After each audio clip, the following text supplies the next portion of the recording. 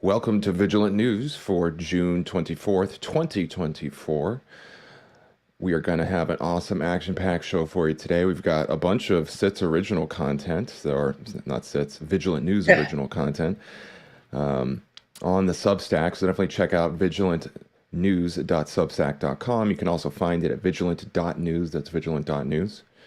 We've got six big SCOTUS rulings for this week. Anna Luna introduces a bill for DNA testing at the southern border to combat child trafficking. Kash Patel reveals Paul Ryan derailed the RussiaGate hoax, and more things as well happening. As he mentioned something in 2023 about precedents being set as a result of contempt of Congress, which is going to be interesting here. So we'll get into that. I have a bunch of other articles that I posted over the week that I'll also mention as well. What you got for us, Ryan? I got a piece here on Nigel Farage getting dumped on by the British establishment and British mainstream media for daring to suggest that the West is responsible for what's happening in Ukraine right now. We have an article about homelessness in Chicago tripling since 2023 in the last year, basically, as aliens flood the city. And then I have a piece regarding what went down on CNN between the Trump spokesperson, the campaign's press secretary, essentially, and this host for CNN. They were talking about the debate, and this spokesperson mentioned that Jake Tapper, who was supposed to be the moderator, is maybe a little biased, and they cut her feed. So we'll get into that, and we'll look at some of what people are saying about it. Excellent. All right, everybody. Well, welcome to Vigilant News. We are Vigilant News, the founders and hosts of Vigilant News. If you haven't noticed, I've decided to go with a cleaner look, going back to a look from my teenage years when I would hit freshman year of high school. I had a full goatee, and that's basically the way I kept my face for since until I was like 27, I think. So yeah, we're doing a little throwback here. When did you start the bicycle, the curly cues? I started that in I think it was like early 2020. For what I can't remember, but what I remember is that it was like a kind of like a gag. I just wanted to see what it would look like, and I ended up really liking it. I had a whole bunch of people like walk up to me and be like, "Oh my God, I love your mustache!" So it kind of like incentivized me to keep it going. But Nice. wanted to change it up a bit. It's summer months, so I might just take it off in the summer as a kind of tradition. So Yeah. Do you we'll feel see. off balance now, like without the mustache there? It is a little strange because I don't have like a super beefy like neck and head type situation going on, but the beard made it seem like it was a lot bigger than it is, and now I got my like more slender facial profile that I remember from most of my life. So every once in a while, I'll walk into the bathroom and be like, "Whoa, who's this?" But it's fun. It's good. Change is good. Let me know what you guys think in the comments. I'm curious. So, So, how have you yeah. been? I wasn't around last week. Hope everybody in the audience is well. Yeah, we got Crystal in the audience, Lulu, excuse me. I'm sure we'll have more. We got a bunch of folks live, and more will trickle in as time goes on here. So it's been good. It's been hot as heck here in Georgia, in Atlanta. I think we had like a 95 day yesterday. It stayed basically like in the high 80s all night. So we're in the heat of it now. I'm sure it's a lot nicer up there. Not really. It's been 90s the last couple days, and then yesterday, was it yesterday? No, it was the day before. I was up in a cabin up in the woods on this river where my aunt lives with it's a bunch of like kind of like homesteads. They're not all homesteads. Some of them are just cottages, but it's like it's out there. It's out there in the sticks. And we were out there. You already get terrible service, as you know, because I was trying to talk to you on the phone while I was out there. Right. And kind of shoddy internet service. Well, we're out there, and we knew we were getting in for some pretty rough weather. Mm-hmm. But all of a sudden, everybody's phone goes off at once, and we're getting hit with a tornado warning simultaneously. Everybody, and it was, I think the warning went out like maybe 15 minutes earlier, but since the service is really bad, or something. It came in basically like minutes before the tornado hit. So a Wow. tornado hit in Michigan in Gladwin County, less than a mile away from where I was in this like 80-year-old cabin, and took out a bunch of trees, power lines. There was a flood warning in the area, so yeah, and it was all because of our rapid temperature changes up here. It's been fluctuating between like 70s and the 90s every day. So Wow. No that's kidding. what I just went through. Yeah, narrowly avoided disaster up there. Yeah, Lulu says it was, let's see, 90 plus in Jersey, which is pretty hot. So there must be some serious heat going down. Crystal says it was 92 in where she's at. So at Winter Park. Is that Winter Park, Florida? Let me know in the comment. I'm curious. I used to live near, Water park. or Water Park, excuse me, Water Park. So yeah, it's hot. It's summer's here for sure. It must be that climate change. Oh yeah, exactly. It is climate change, don't you know? CISA says it's 103 in SoCal. My God, 103. But it's a dry heat from what I remember down there. So, but that's still hot. That's still pretty hot. As a matter of fact, I'm going to Arizona here in about a month or so, and we'll be out there for Maddie's birthday, and it's going to be like the peak heat. But as hot as it gets out there, I just feel like it doesn't even compare to like Florida in mid-August, like 90s, like soak your shirt in 2 minutes kind of heat. So yeah. So yeah, Crystal says she's glad you're okay, and I am as well. Yeah, me too, Crystal. That must have been crazy. It was wild because we were right on the river, and I'm watching the river just like the river was moving fast. I actually got footage of it. Oh, really? The river was like, it went from being still, the calm before the storm, as they say. That's right. It was like totally still when the alert went off. And then 5 minutes later, I'm seeing the river just like moving super fast all of a sudden. And it's pulling all of these things that weren't maybe tied down really well at some of the other cottages. Like there was a jet ski that I saw being like pulled down the river, then followed by a pontoon boat.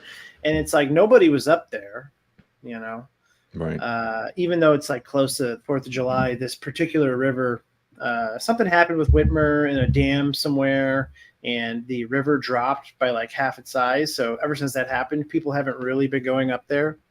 Wow. So, they've had boats and stuff just sitting there, maybe not tied up so well, but I was watching as the river just was cruising.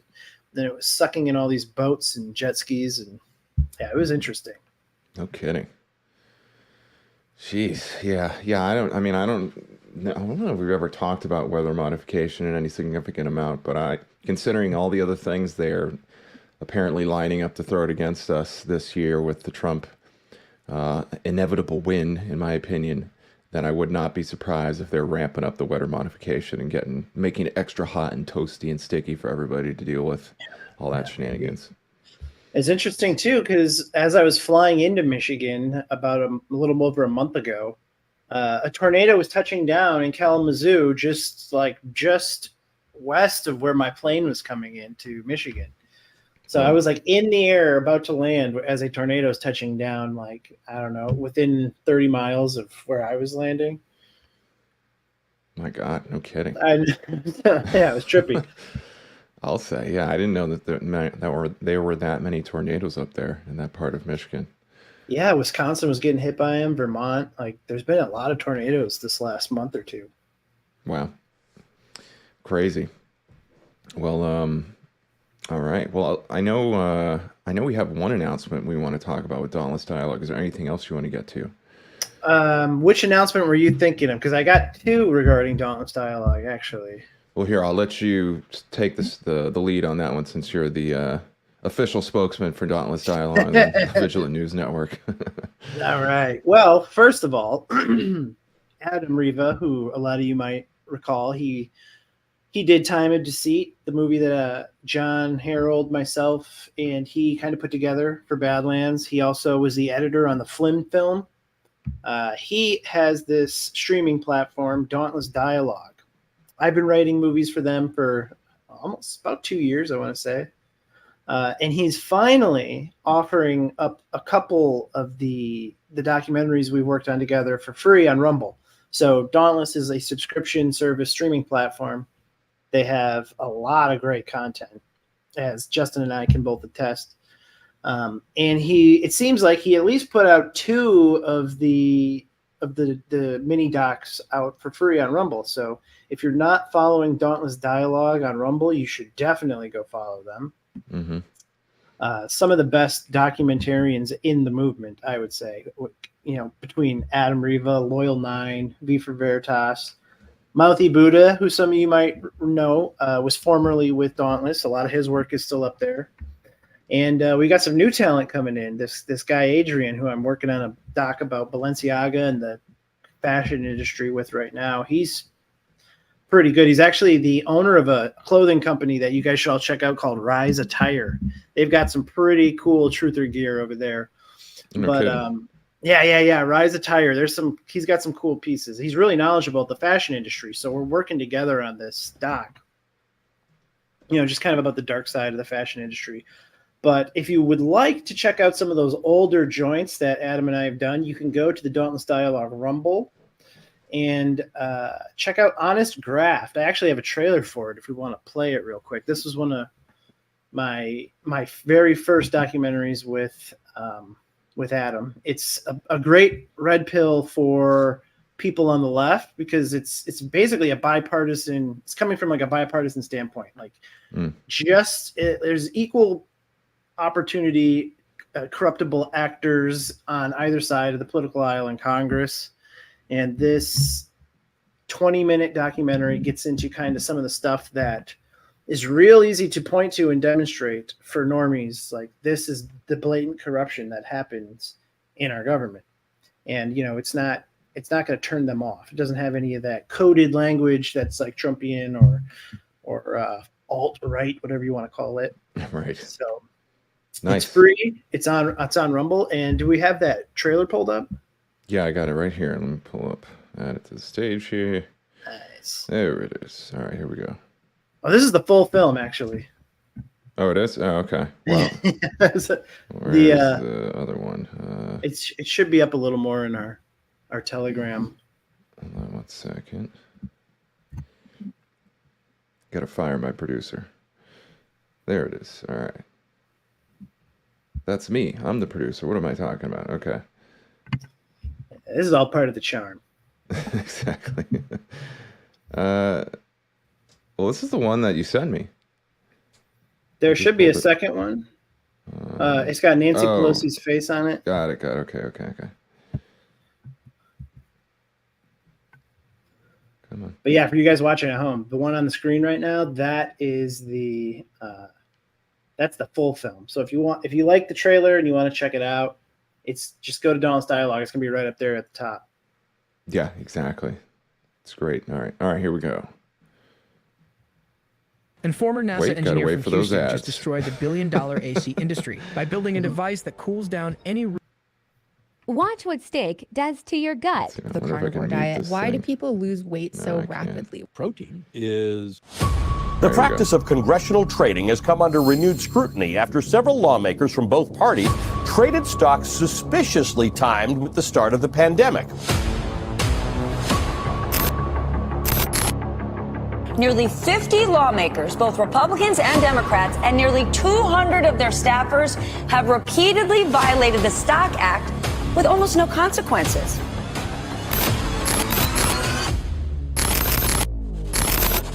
The fact is, Republicans and Democrats abuse the system equally.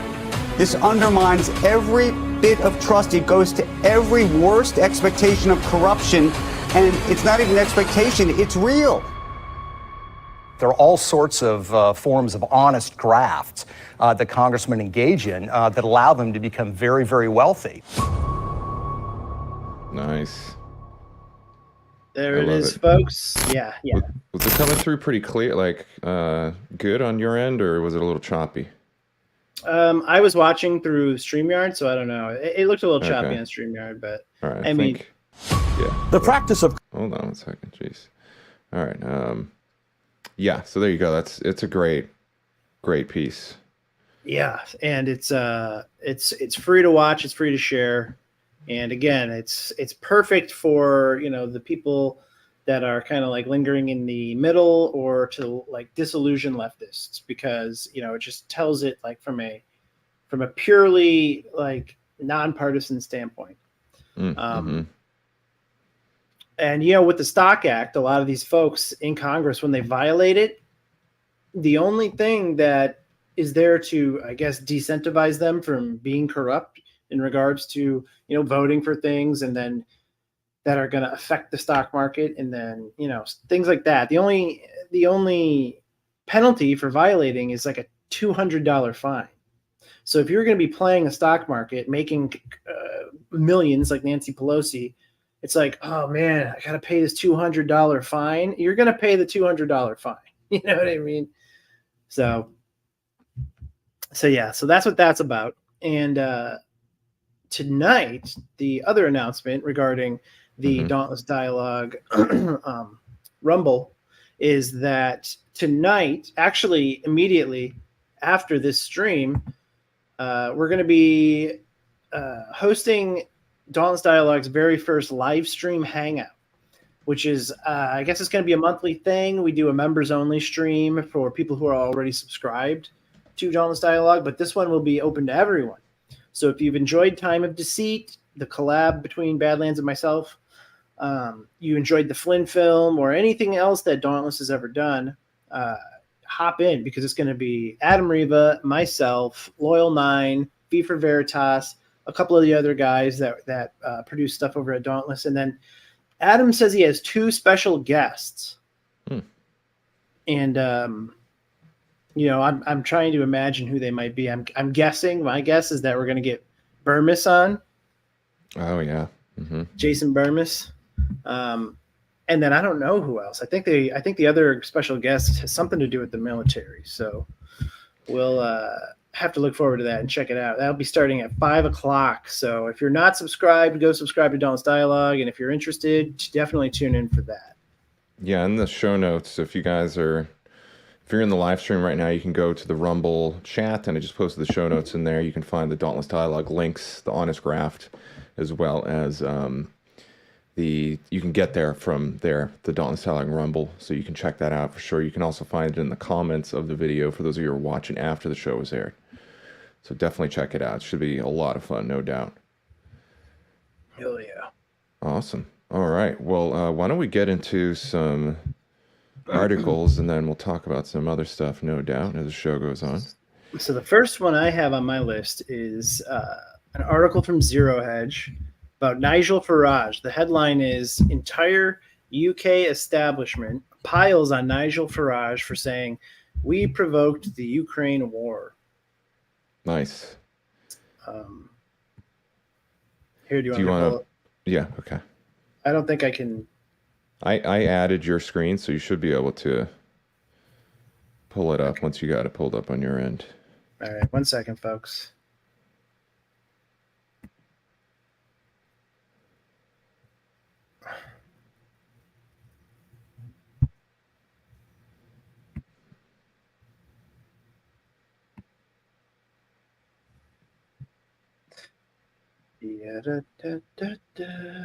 All right, is that showing up? There we go. Okay. Yeah. There we go. Coming by way of Zero Hedge. So, Nigel Farage, who is the current leader of the UK's Reform Party, he was the co-founder of the Brexit Party, and just a friend to such fine gentlemen as Donald Trump and Johnny Rotten of the Sex Pistols. Farage is, I guess, once again, the target of mainstream criticism. This time, it's drawing the ire of the corporate news media for daring to suggest that it was actually the West who were the primary provocateurs of the Ukraine war. Right. So, a take which, by the way, we've been echoing on this show since the very beginning of the conflict. A lot of people have. It's not some big shocking announcement, but they're taking the opportunity to take dumps on Farage. So Farage, he was on BBC this last Friday where he made this taboo observation. that the constant expansion of NATO eastward, not to mention a Western-sponsored regime change back in 2014, is likely what provoked the war, and not just Putin waking up one morning deciding he wanted to invade Ukraine. So, as per the article, quote, media pundits and eventually national government leaders quickly pounced on his words and demanded an apology. Farage refused and instead doubled down in a Telegraph newspaper op-ed where he unpacked his views further, writing that, quote, if you poke the Russian bear with a stick, don't be surprised if he responds. He described the invasion as immoral, but understandable from Moscow's perspective. Farage stressed that he's never been an apologist of Putin and stands for Ukraine's sovereignty, and yet it remains, he wrote, that he saw the war coming a decade ago, and he's been consistently correct and honest about the Ukraine conflict. So here's a little bit of what he wrote. What I have been saying for the past 10 years is that the West has played into Putin's hand, giving him the excuse to do what he wanted to do anyway. Back in 2014, when the EU first offered Ukraine an accession agreement, Farage said, in a speech in the European Parliament that, quote, there will be a war in Ukraine. Why? Because the expansion of NATO and the European Union was giving Putin the pretext he wanted.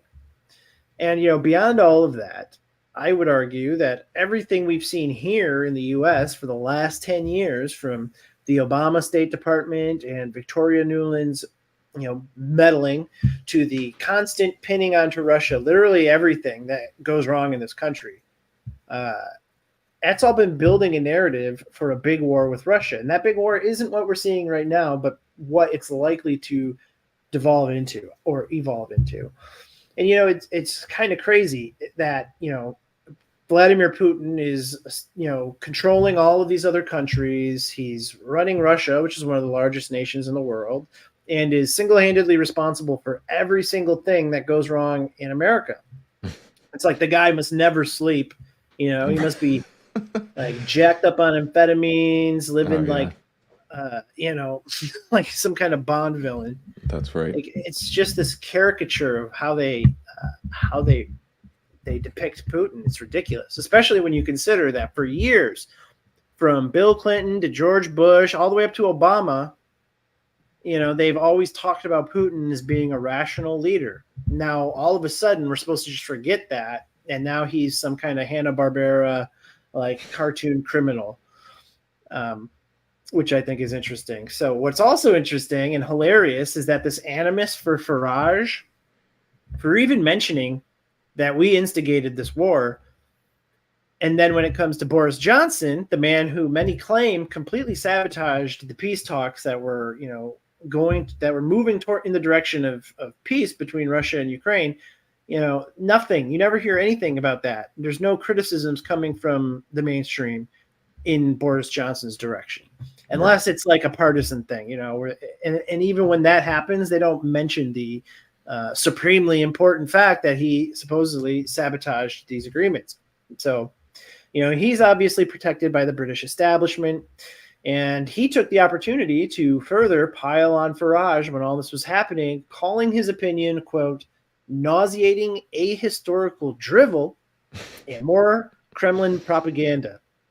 Wow. Of course, all they have, they being Boris Johnson, the establishment, the corporate media, all they have is the ability to inflate the reach of their lies. They have no real moral ground or any particularly notable accomplishments to stand on. They just have reach. Mm-hmm. And so here's the bottom line. Both Trump and Farage, I think, see the difficult acknowledgement of the West's role in fueling and creating this conflict as a necessary step. Mentioning that is a necessary step towards a ceasefire and eventual, hopefully, peaceful settlement to the war. Both have expressed that they wish to avoid a path to World War III, and that the current refusal to negotiate heightens that risk. So in the comments of this article, I always check the comment section. You got people out there saying Farage is just a controlled opposition. He just comes out and poo-poos anytime the mainstream's covering something up to make it seem like there's some kind of, I don't know, opposition to the establishment. I don't know how I feel about that. It could be like bots putting that out there. Maybe he is. I don't know. But, you know, it's news. We have to cover the news from the perspective that it's being presented to us. You know, because if we get into the realm of complete speculation, it's just like, you know, it's a free-for-all. And you never know what you can and cannot believe. So, yep. Yeah. 100%. Any comments on that? Yeah. Well, before I comment, I wanted to play the clip. I have the clip right here. It's only a few minutes. Let's go ahead and take a look. Sent his troops across the border in 22. You blamed the West, not him. You said, I'll just read it to you and then you can react, that on a tweet, it was a consequence of EU and NATO expansion. Is that a judgment you stand by? Right. I'll tell you what, you don't know. I stood up in the European Parliament in 2014 and I said, and I quote, there will be a war in Ukraine. Why did I say that? It was obvious to me that the ever eastward expansion of NATO and the European Union was giving this man a reason to his Russian people to say they're coming for us again and to go to war. But you were echoing him. I was, sorry. You were echoing him. That's what Putin says. No. Sorry, I've been saying this actually since the 1990s. Ever since the fall of the wall. But hang on a second. We've provoked this war. It's, you know, of course it's his fault. He's used what we've done we as an provoked excuse. the invasion of Ukraine. Yes, and very interestingly, once again, 10 years ago when I predicted this, by the way, I'm the only person in British politics that predicted what would happen. And of course, everyone said I was a pariah for daring to suggest it. George Robertson, former Labour cabinet minister, who went on to become the Secretary General of NATO, has in the last couple of weeks said the war is a direct result of EU expansionism. There you go. So, I mean, the typical, like, gotcha journalism, intelligence agency garbage. You don't properly contextualize the statements of the man that you invite on your TV show. You railroad them, and you try to make them seem like a fool, and then you ask for comment, and then while they're actually trying to address your question, you interject and talk all over them and make them seem like idiots. It reminds me so much of that clip with Jordan Peterson and, God, I forget her name, but she's the gal who went down in history, will probably be next in the dictionary underneath. So what you're saying is you have this woman, and she did the same exact thing with him. She tried to spin his comments, and he just destroyed her. And the last time I saw the video, it had like 60 million views or something like that. I'll try to pull it up here, but yeah, to be honest with you, I don't really know much about Farage other than seeing things like this. I know he's kind of like I don't know if we can call him a Trump of the UK, but he certainly has a lot of prominence. What do you think? If you had to pick somebody to be the Trump of the UK, I can't think of anybody else who'd be more fitting for that role. Right. I mean, the reason that this whole disinformation industry even started is because of two men, Donald Trump and Nigel Farage. Mm-hmm. It was a direct response to both Brexit and then Trump beating Hillary Clinton. Those are two landmark things that just shook up the Western establishment, like two things that were almost equally as devastating to the establishment. And immediately after those two things, you see this, disinformation industry just pop up overnight. This totally pseudo profession, this complete made up expertise. And that's why, because they realized then that they were losing the narrative, regardless of how anybody feels about Donald Trump or Farage. That's what it looks like. That's what it looks like. That's what most journalists who are willing to kind of like observe things and not just be mouthpieces to a political party agree on, is that those things, are what really shook up the establishment. And, I can't say that I'm as knowledgeable about Nigel Farage as Donald Trump, but I've been liking a lot of the stuff that he's been saying lately, as did Elise Wood in the chat. I agree 100%. Yeah. Yeah, he's great, and he's killing it. And I don't know if he knows if he's hip to everything that's happening. I would be surprised if he isn't. And considering what I've been learning recently by doing the tour through history here, courtesy of Breaking History, nice. you know, the intelligence apparatus as we know it was really like a British invention. And so, of course, the Brits are going to get in there and try to do what they do best, which is F with people and, you know, that kind of stuff. So, Yeah. and if you guys are curious, this is the interview right here. I'll put it in the chat for everybody. It is just classic, like so good. He just wipes the floor with this lady, but he does it in a courteous way. So, and it's really good and important to be aware of these things, I think, because like I said, the intelligence agencies and the media have an incestuous relationship. Arguably, the media was designed and created wholesale to manipulate your thinking, your values, your beliefs through the media, through the intelligence apparatus and what they do to falsely and manipulatively present things to you. And what the Nigel Farage clip that we just saw is a really good example of that. And with the Kathy Newman video, you see what can be done to kind of turn the tables and make them look like fools, as they rightfully should be. So yeah. So there you go. Nice. All right. What else you got for us? All right. Let me see if I can. Here we go. All right. Homelessness in Chicago has tripled in the last year as illegal aliens flood city shelters. So I personally, I hate to see it. Chicago is my city. You know, it's the one city that I've lived in more than any other big city. And though I acknowledge that it has its issues, and it always has, you know, there was a period of time when I lived there where there was more murders in Chicago that year than in Iraq. And this was like, you know, 2008. So, you know, still in the height of the war. My family has a history in that city, and I still maintain an affinity for the place, despite my, you know, newfound dislike of big cities. You know, after living in LA, I was like, I am done with big cities forever, but Chicago still holds a place in my heart. Anyway, so this article here, coming by way of the Gateway Pundit, quote, homelessness in Chicago has tripled over the past year as illegal aliens continue to arrive in the city in overwhelming numbers. And when I lived there, I mean, I lived there from 2008 to 2010. I moved away like for half a year, moved back in 2010 until 2012. And then I lived there again in 2018 to 2019.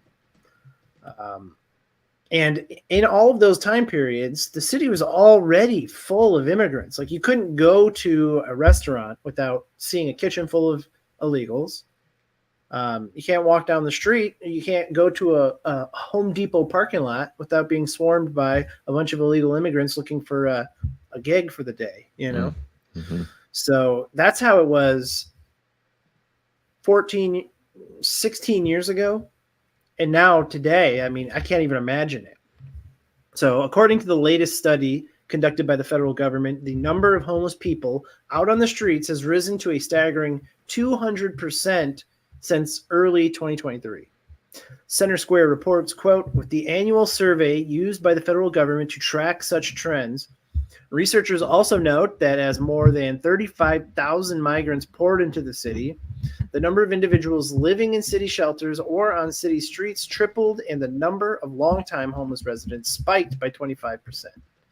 In all, nearly 19,000 people lacked a permanent space to sleep in at the time of the survey, after the number of unhoused individuals across the city had largely held steady over the prior decade. Migrants who have taken advantage of the Biden regime's open border policy are typically bused to Chicago or other major cities like New York, Los Angeles, and Denver. However, Illinois remains one of the most popular destinations, with authorities spending a staggering $1 billion worth of taxpayers' money on providing illegal aliens with free shelter, healthcare, food, education, and various other costs.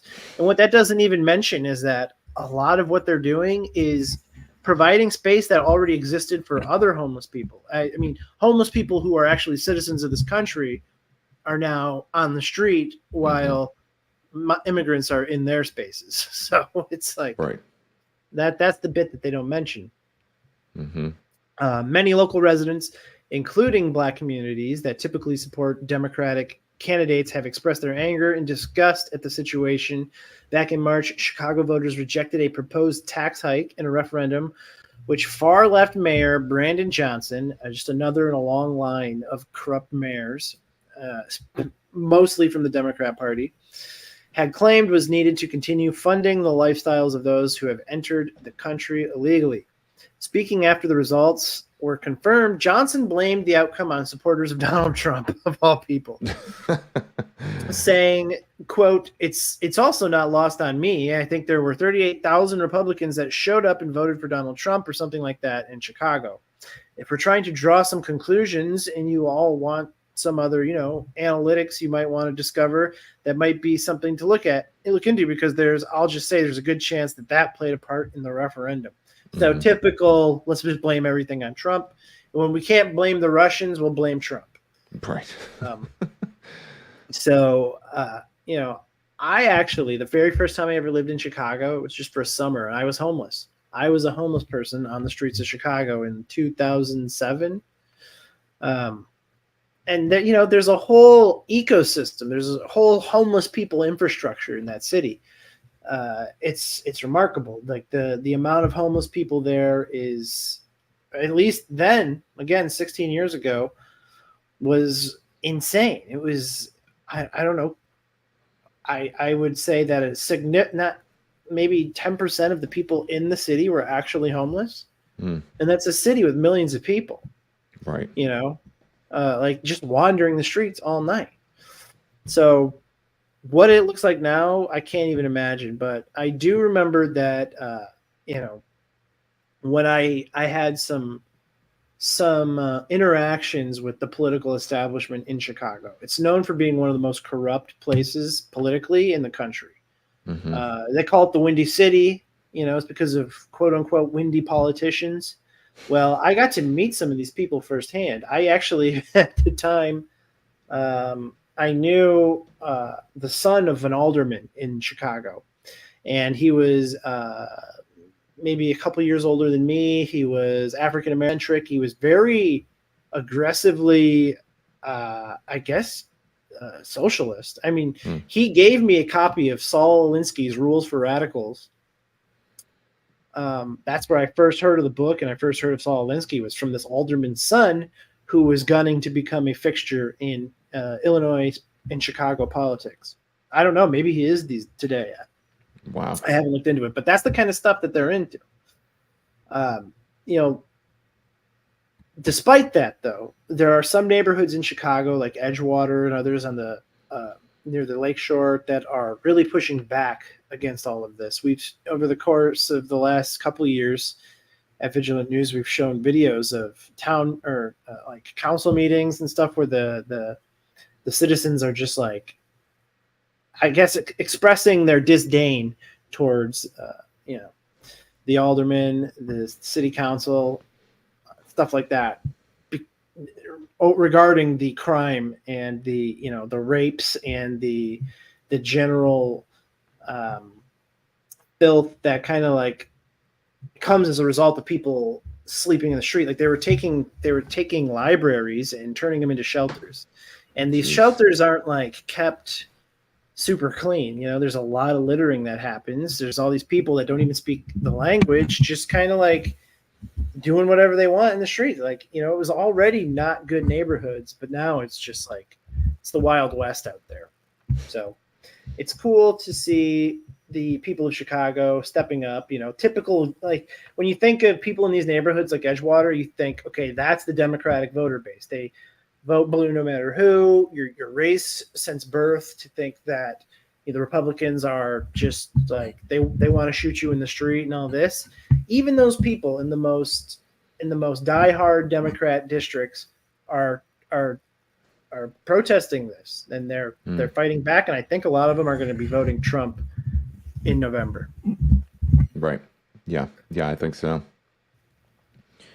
Yeah, C. Suss says that kind of relates to the story. Not sure if you guys know about the new gun tax in California. There's another 11% excise tax on guns and ammo.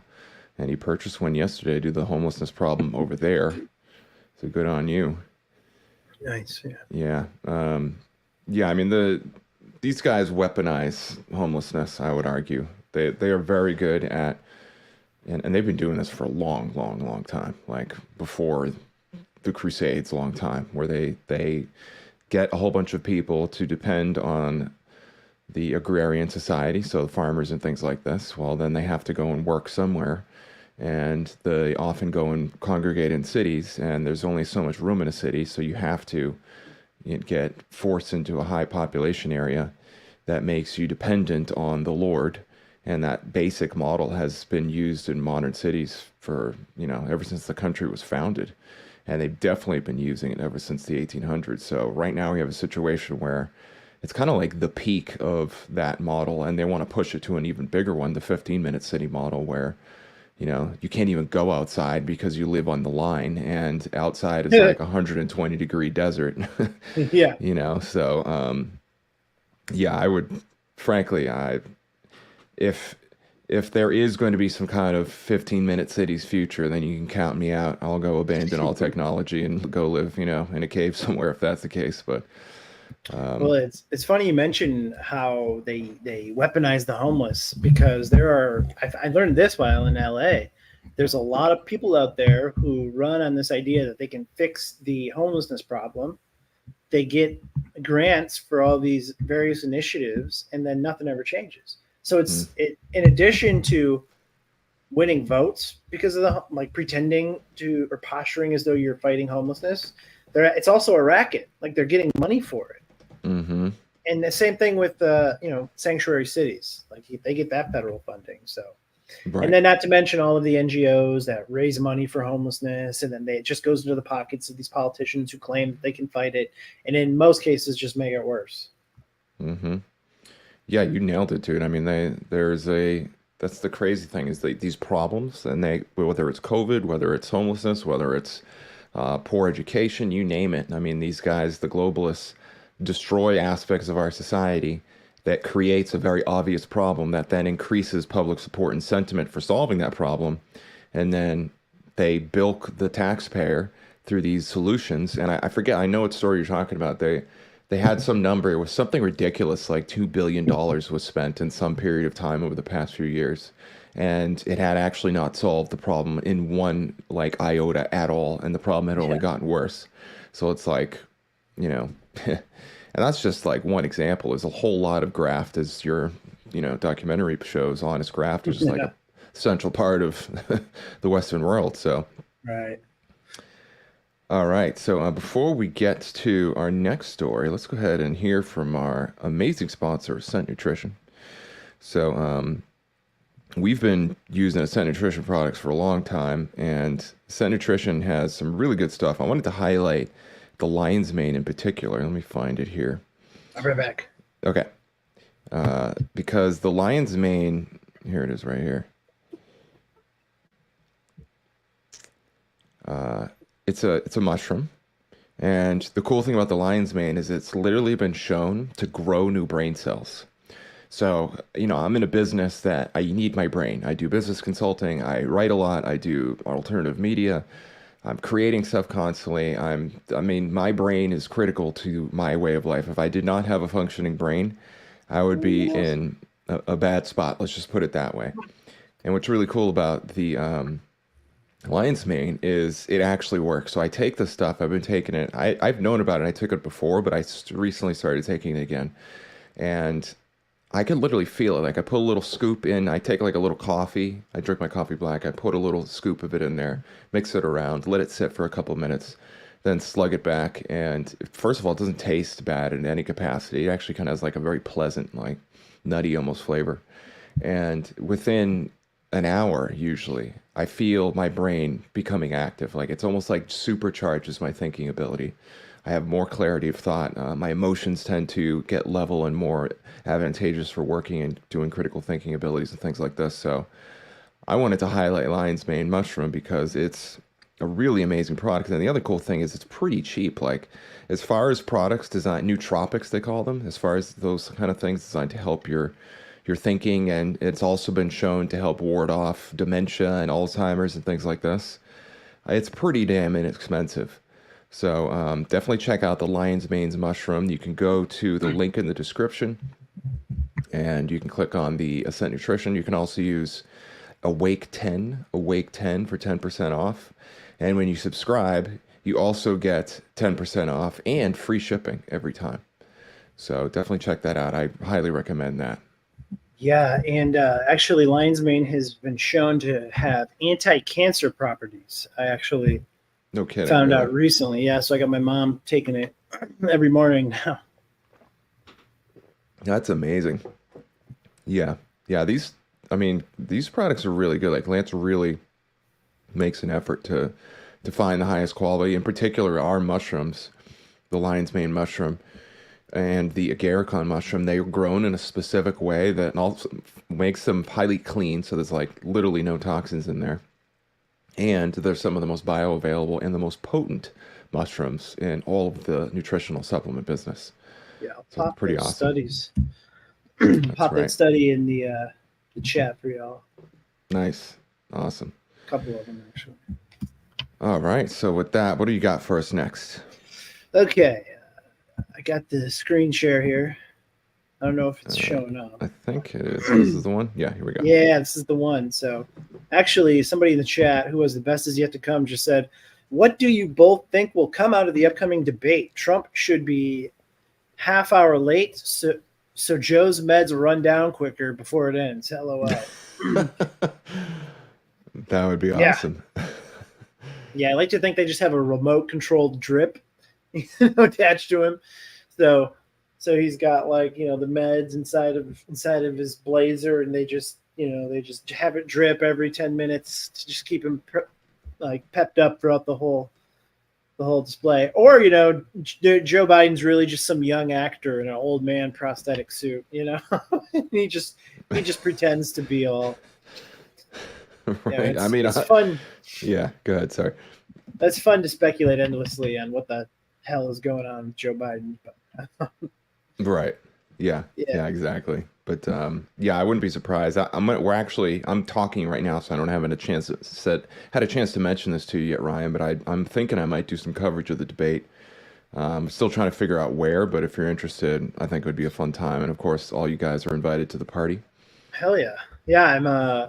I'll be back in Georgia tomorrow night. So. All right. Awesome. Okay, great. So anyway, so what's with this story? Is it showing up? Sorry. Here we go. Yeah, you're good. I see the Total Panic CNN anchor. Yeah, all right. So personally, I am a huge fan of Donald Trump's debates. I think it's 5-star television every time they happen. They're hilarious, they're entertaining, and it's actually extremely consequential what you're watching. So, it's really one of the few things that can compel me to tune into a corporate media network. But with all that being said, there's this aspect to the debates, every single one, naturally, that is just kind of cringe-inducing. It's as entertaining and enjoyable as they are. There's also an aspect that sucks. There's a drawback, and that's that you have to watch CNN and deal with their commentary. Mm-hmm. So, it's almost unbearable, and that's how the moderator, quote unquote moderator, tends to treat Donald Trump and any of his beliefs. They interrupt him constantly. They even assist Biden in his rebuttals, right? If not just outright speak for Biden. This is exactly how it was with the hack Chris Wallace back in 2020, and it should come as no surprise that we're going to get the same treatment this time around from another notorious anti-Trump moderator in Jake Tapper.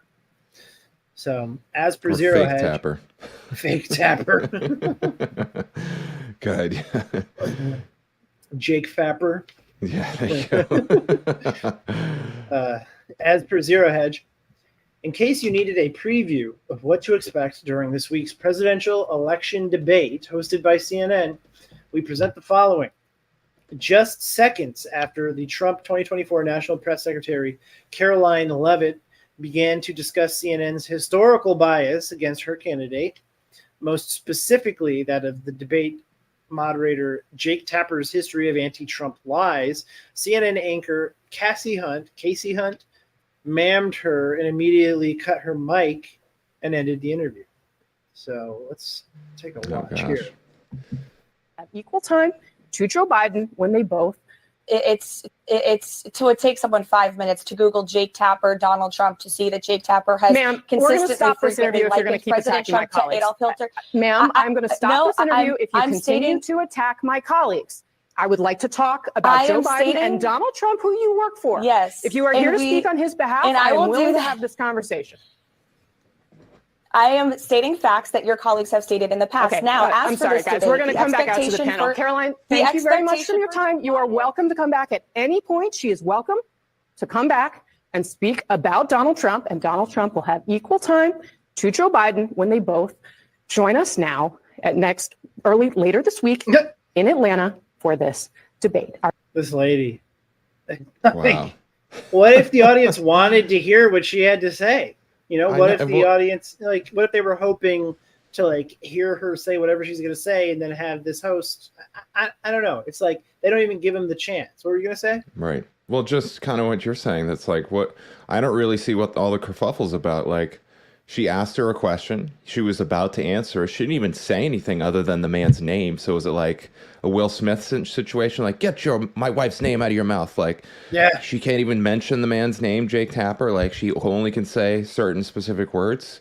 So And it makes the CNN look ridiculous. Go ahead. What she was about to mention is stuff that every viewer of CNN already knows, that Jake Tapper, was like one of the leading voices out there talking about RussiaGate and comparing Trump to Hitler. That's right. So, I think it's not really a good look to shut somebody down before they even get their point out. All she heard was Jake Tapper's name, and immediately, like, she shut her down. So, this is the opposite of journalism. It's disgusting, really. And these people, they're not journalists; they're political activists. So, right. Here's how Casey Hunt, the anchor, tried to spin it. I have her tweet somewhere. Here she goes. You come on my show. You disrespect my colleagues. She didn't even say anything, but repeated what Jake Tapper had already said. You come on my show, you respect my colleagues, period. I don't care what side of the aisle you stand on, as my track record clearly shows. What track record is that? It's not clear. It's not clear. Mm-hmm. So you have Cat Turd saying, everything she said was true, and you showed zero respect for your guest. Exactly. And please quit pretending to be fair. You're a paid propagandist for the Democrat Party. That's right. You got another one here. Casey says, respect my colleagues, but she is okay with her and her colleagues not respecting journalistic principles of neutrality. 100%. Mm-hmm. So, we've got a series of people being critical of what she said. Here we have Arthur Schwartz saying, your colleague Jake Tapper made himself party of the story by peddling the very fine people hoax, among many other lies. Exposing this dishonesty and bias is not disrespect. But, they got to paint it that way. They're so used to, like, seeing themselves as these altruistic crusaders of goodness, and anybody associated with Donald Trump as the forces of darkness, so. Yep. Anyway, here's where it gets a little juicy. Okay. Just the news reports that Hunt's colleague, who, quote, must be respected, that is Jake Tapper, is currently at the center of a defamation suit brought by a consulting company which alleges that the network and one of its reporters lied about the company's work. The network's defense, CNN did not intend to harm, and its language was, quote, opinion or ambiguous. So this is, I don't know what this is coming from, but it's, quote, Jake Tapper started his career working for a Democrat politician. Doesn't seem very impartial to me. And he has never been able to shake the habit. Trying to run cover for Biden's disastrous pullout of Afghanistan, he and his CNN show slimed a hero who saved the lives of those Biden put in jeopardy. Now CNN is facing a $1 billion defamation suit. At the same time, Tapper will be moderating the presidential debate featuring the politician he lied for. Unreal. Dan Schneider, vice president at conservative media watchdog Media Research Center, told Just the News in a statement. His organization reported that CNN has since deleted the segment under scrutiny from its website. So, So the lawsuit and CNN's defense is clearly adding fuel to the critics of the network, which has faced accusations of bias. Trust in CNN has become one of the most polarizing data points when comparing the opinions of Democrats and Republicans, with a 96-point disparity in trust for, quote, the most trusted name in news. This is according to the May 2024 YouGov poll. Americans' overall trust in media has also declined, cratering to an all-time low last year, according to an October 2023 Gallup poll. So I have Levitt, the woman who was cut off. I have her statement that she posted on X, after this segment aired. She said, quote, "You cut off my microphone for bringing up the debate moderator's history of anti-Trump lies. This proved our point that President Trump will not be treated fairly on Thursday. Yet he is still willing to go into this 3-on-1 fight to bring his winning message to the American people, and he will win." So that's awesome. It is a 3-on-1 fight. And while she is likely right on that, we are more interested in the cocktail drugs that will be required to keep Biden cogent and upright for the 90-minute debate. No kidding. And the whole thing is just like, I don't know. You got Jake Tapper, who is guilty of both claiming Donald Trump was Hitler, spreading lies about RussiaGate. He was, to his credit, he was one of the people who, on CNN, did say after the Mueller investigation concluded that, hey, we have been telling our audience for months that we're going to get him, that this is going to lead to something, and we have to eat it because that didn't happen. He was one of the only people at CNN who admitted that and actually brought it up on live television.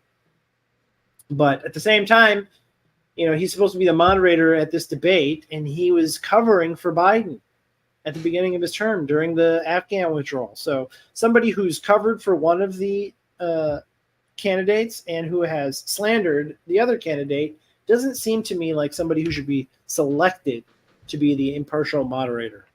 Right. Yeah.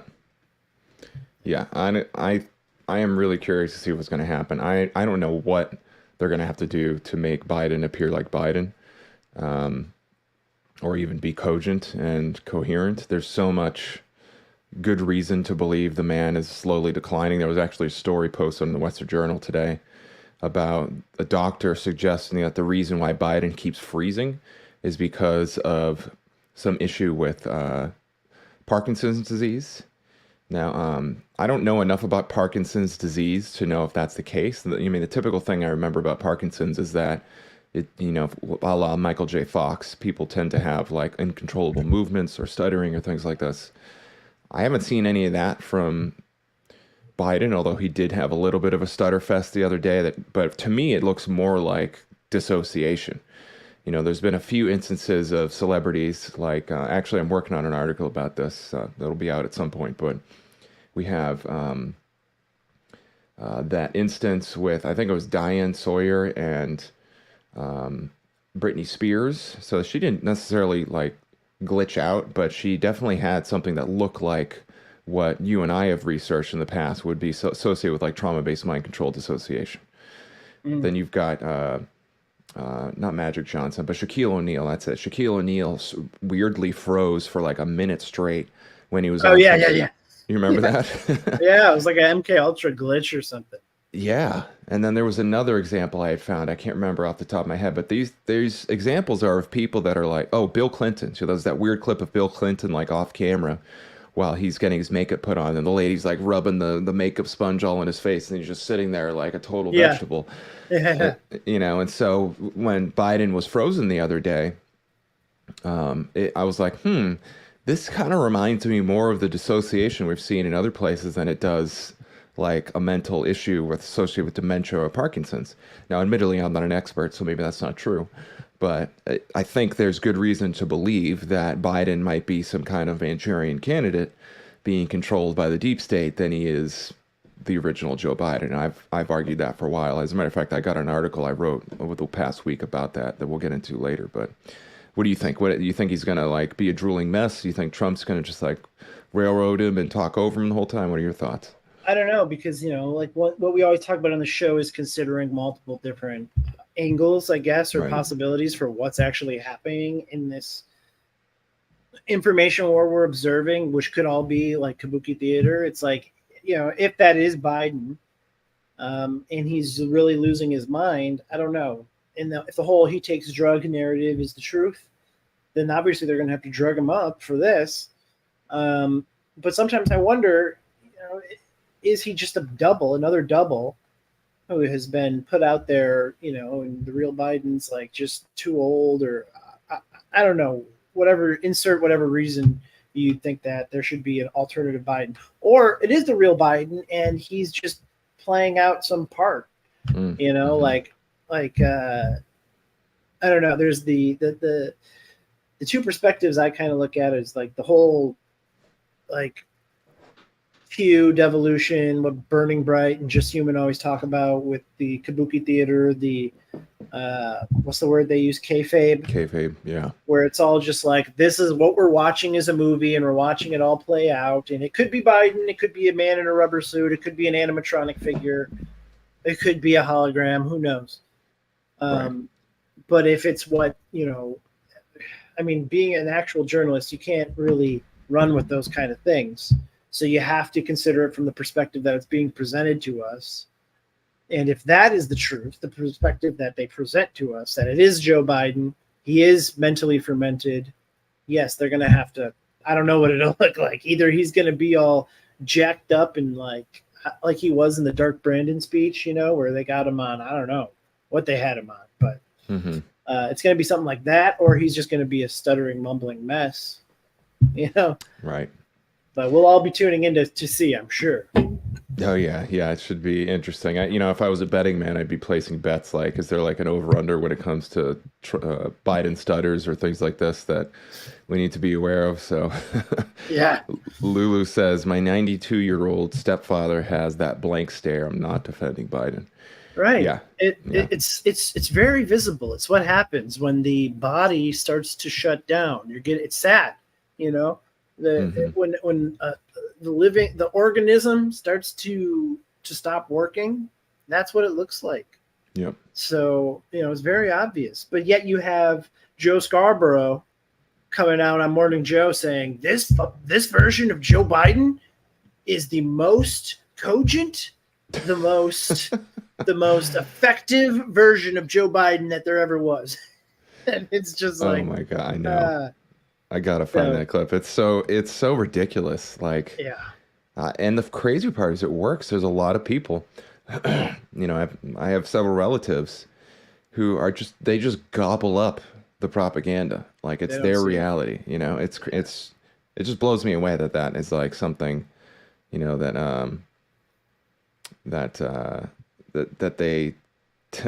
they just promulgate and people just buy it so easily. So I have a couple quick questions for you. So I'm going to have to probably jump at 4:45 or so. Okay. Do you have something ready to share for the Dauntless live stream, or do you need me to whip something up? I shared something on the socials earlier while we were on the show. So, well, I was hoping you could pop something in We the Media for me, like right when I hop off, if that's okay. Yeah, sure. Yeah, go ahead and put it like get it all set up on your Telegram and then send it to me like we do, and I'll pop it over there. Nice. Okay, cool. Nice. All right. Well, then let's go ahead. So I've got a few articles for you all, and I won't spend too much time on any of them, but I wanted to cover a couple of them as well. So Trump a couple weeks ago, actually not actually a couple weeks ago, I think it was like 10 days ago, something like that. But in any case, he was at a GOP meeting and he floated the idea that he might get rid of the income tax. So this is a really cool concept because, in my opinion, I think Trump has made several statements that he's alluded to in the past about, and I have another article, I'll play one of them for you, where I think he's well aware of the fact that the Fed, the banking system, the tax system, the media, but just to focus on the financial system is absolutely weaponized against regular people. I mean, in my opinion, we live in a parasitic slave state where just because people get a paycheck and they have a choice to participate in something, they're like, oh, well, it's not slavery because it's not like what we saw in the Civil War or pre-Civil War or in the Roman era where people were literally owned and sold in stockades and things like this. And it's like, well, yes, that's true. It's a little better than that, maybe. I'm not so sure if it is better. The better part we can debate, but what we can say for sure is that the substance of slavery is when people are forced to do things they would rather not do to survive. And that's exactly what abject slavery is. You know, if you got somebody who's got a whip or a hatchet or a gun behind you and is like, you better damn well plow that field or I'm going to kill you or I'm going to chop your legs off or I'm going to, brutalize your wife, then yeah, that's abject slavery. But at the end of the day, how many people really want to work at the jobs that they're working at, live in the conditions that they're working in, eat the food that they're eating? Most people don't want to do it. They're forced to do it because of various economic conditions. So in the past, we used to have slavery that was a whip, the iron rod of the Roman Empire, or if we're talking about slavery from like the Arab / Muslim era, different types of slavery in that capacity. And right now, the whip is the financial system. And people have been lulled into this idea thinking that, well, because it's a choice, because you could move from one slave plantation to another, and you have these fancy cars and you have, technology like this that, well, it's not too bad. It's not that bad of a slavery. But I disagree. I think we're living in a glorified concentration camp, just like was said in that film, Dinner with Andre, where the world has been created by the prisoners of the concentration camp and who have been lulled into thinking that because they've built their own prison, that they can be proud of it and even ignore the fact that they're living in a prison. So I think the financial system has a lot to do with this. So when Trump talks about this, which he did at a private meeting, so there's no clips of him saying this, unfortunately, but there was a private meeting between him and the GOP, some GOP people, and he suggested that we could replace the income tax with a tariff system. My mind was just like, wow, if he did that, that would have a significant benefit on our world. It might actually start to even the playing field, because right now, you got to think about it from a practical benefit perspective. So you go and work at Walmart, you go and work at whatever job you're working at, and you ask yourself, how hard does your labor, so your time that you invest in working, improve, or how much does it improve your quality of life? How much practical benefit do you actually get? And for most people, it's barely anything. It's like enough to keep paying your landlord. It's enough to keep paying the high energy costs. It's enough to keep paying your exorbitantly inflated Walmart food or your organic food or whatever food is that you're getting. And you're not really getting a whole lot of benefit. Conversely, if you think about the financial system as like a swimming pool.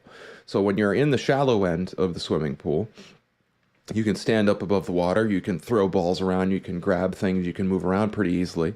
But if you're in the deep end of the swimming pool, you need to tread water. You cannot do much of anything besides sit there and work your butt off to keep your neck above water. And what tends to happen is you get tired every once in a while. You sink below the waves. You go through some crisis, like a medical event. I just had to deal with a medical thing this year. It cost me $16,000. And, thankfully I had some support come from some gracious folks at Give, Send, Go, where I put up my fundraiser, but it's still a ridiculous thing. And it was pretty small, all things considered. People have dealt with exorbitant amount of debts that thrust themselves upon them, and now they're treading water to save their life.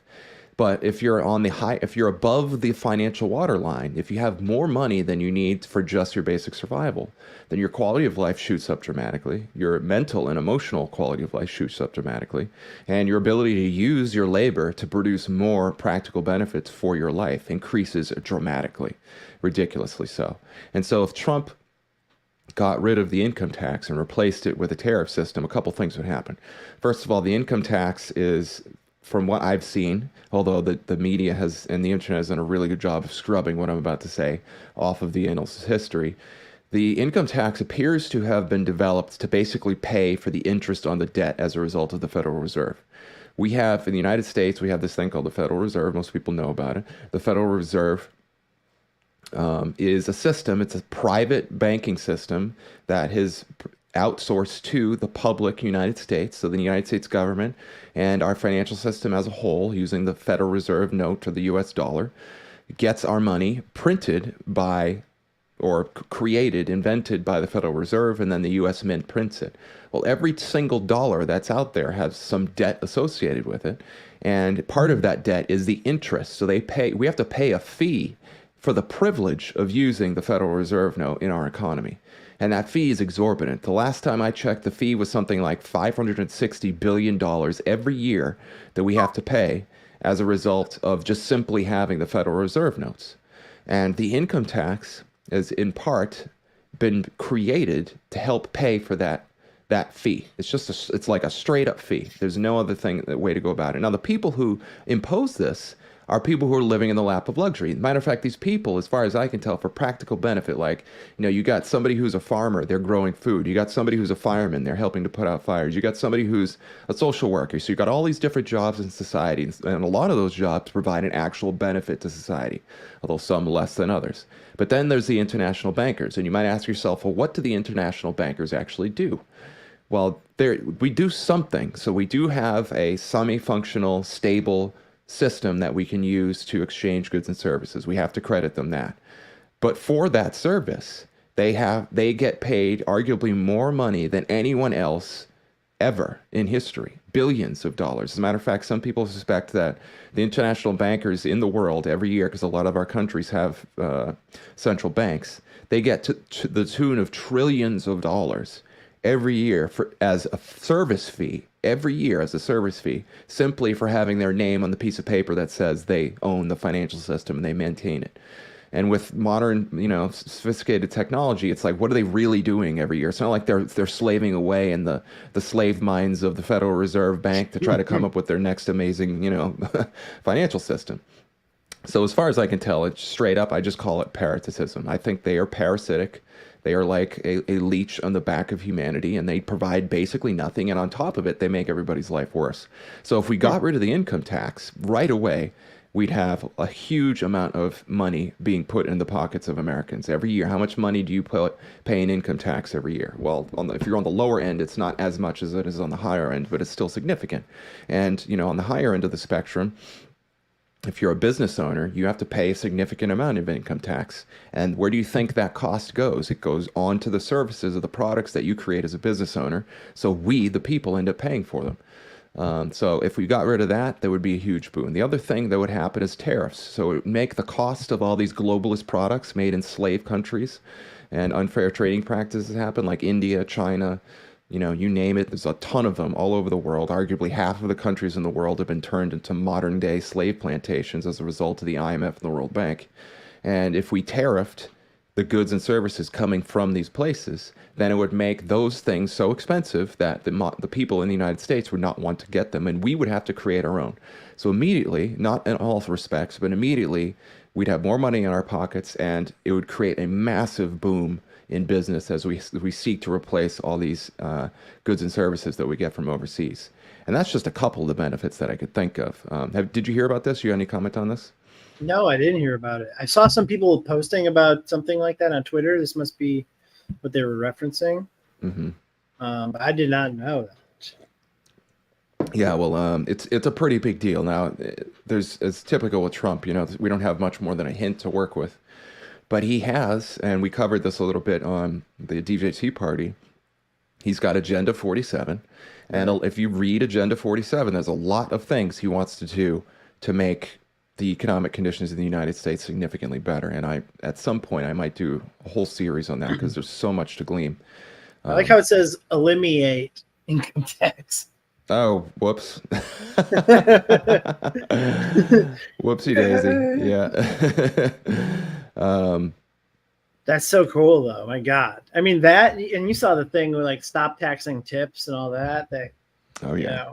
They're huge. Like, how do you be against that because you have such bad Trump derangement syndrome? Like, Like, Right. what is Biden proposing to do that's even half as impactful as that on Exactly. the regular Joe's life? Yeah, 100%. I don't think anybody is going to do as much as he could do with that. It looks like SOS01 says, now I see why receiving no audio or crashing on Rumble. See, I'm not sure if that's saying you can't hear us or not, but if you can't hear us, let us know. I think we're coming through okay. There was some troubles with Rumble earlier. Was there? Okay. Yeah, I was getting the bad gateway message a couple times, so I wonder if something's going on. Got it. Okay. Okay, cool. Is chat saying anything yet? Not yet. If you guys can't hear us, let us know. But if we sound good, just give us a head. Oh, no, this guy.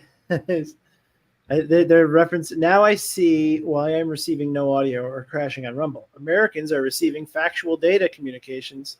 No. Fun day. Got it. Okay, I misread that. All right. So then, as a dovetail with that story about the income tax, we got Trump wants to eliminate income taxes. Here's what that would mean for the economy and your wallet. This is coming out of Yahoo Finance, and it's basically an article saying, oh, well, this might be good, and they have to give credence to the fact that it will save with respect to cutting the income tax in the short term, but it's going to have increased costs in the long term. And that is true. It's going to cost more for us to produce some of these services here in the United States. But the good news is we're a resource-rich country. We've got a lot of resources, a lot of labor, a lot of innovation, a lot of infrastructure, although some of it needs to be developed. So building these things would actually not be that hard, especially when most likely what would happen is if Trump is smart, which is exactly what Lincoln did after the Civil War, and what Roosevelt did during the New Deal, is they would create massive infrastructure projects that would take Federal Reserve, or not Federal Reserve, but U.S. capital, to put it that way, and invest it in projects that would put people to work immediately. So we would get paid to build the better world in the United States. And they kind of leave that part out in this article. But I thought it was funny because the mainstream media, especially the economy finance media, is just jumping over themselves to say how bad of an idea this is. But it's like selling, trying to sell people on the fact that getting rid of poison in your food is going to be a bad thing. It's like that simple of a... Okay, cool. Elise says she can hear us fine. Thanks, Elise. All right, so that's that story. Do you got any other comment on that story? No, I'm interested to see how this all plays out, though, because, politicians always have a litany of things that they say during election season, and then whether or not that translates into action afterwards, you just got to wait and see. I'm sure there was a lot of things Trump wanted to do with his first term that didn't get done, as a result of being attacked relentlessly throughout the whole presidency. But, if this is something that he really is confident that he can get done, like in relatively short order, that will solidify his place in the pantheon of great Americans, Right. Yeah, exactly. So with this next article here, we've got, this is a cool video I found that I wanted to play for everybody. So this guy's a doctor, Dr. Roger Hodkinson, and he just so beautifully says what I think everybody's been thinking over the past few years. So we'll go ahead and play the clip. A lot of these articles are on my Substack, by the way, guys. So you can go to justindeschamps.substack.com to access this, and let's go ahead and listen to this one. Forgive and forget? Absolutely not. I'm full of vengeance. I am vengeful. It's not a time to say I'm sorry. It's a time to put these bastards in jail. I'm calling it the big kill. We've seen the biggest kill ever in medicine's history, directly because of the intervention of these idiots into healthcare. And it's the physicians, it's not just the politicians, it's the physicians themselves who are principally culpable because they have allowed government's jackboots to influence how they manage their patients, which has never, ever happened before. First, do no harm and informed consent. The physicians have looked in. How can you do this? How can you look into the eyes of a pregnant woman and tell her that this experimental product is safe? How can you do that as a physician? No. Any physician that has done that should be in jail. All right. So he's talking about the COVID shots and the clot shots, as they've been called, and I basically agree with everything he's saying. You got any initial reactions? He seems like a very happy man. No, I love that perspective, you know. Yeah. But it's also like, you know, how many people just assume that they are safe and then just say it, you know. Right. If you're actually out there, you know, I suspect a lot of these doctors and nurses, et cetera, are just programmed to think that it's actually effective. Mm-hmm. But for the ones who know it's not and still are telling people that it's okay, especially a pregnant mother, it's like, there's a special place in hell for you. Right. And I wonder what the ratio of people who are just repeating what they've been taught to the people who are actually acting, you know, in a malevolent capacity. Like, I wonder what that ratio is. Right. Yeah, I'm curious too. I mean, the only thing to add to what he's saying, I guess, is that I don't necessarily agree that this is the first time in history the medical system has been weaponized to kill a lot of people. Right. You know, the third leading cause of death, and I believe it's in the United States, but it might be worldwide, is iatricide, right? So, yes.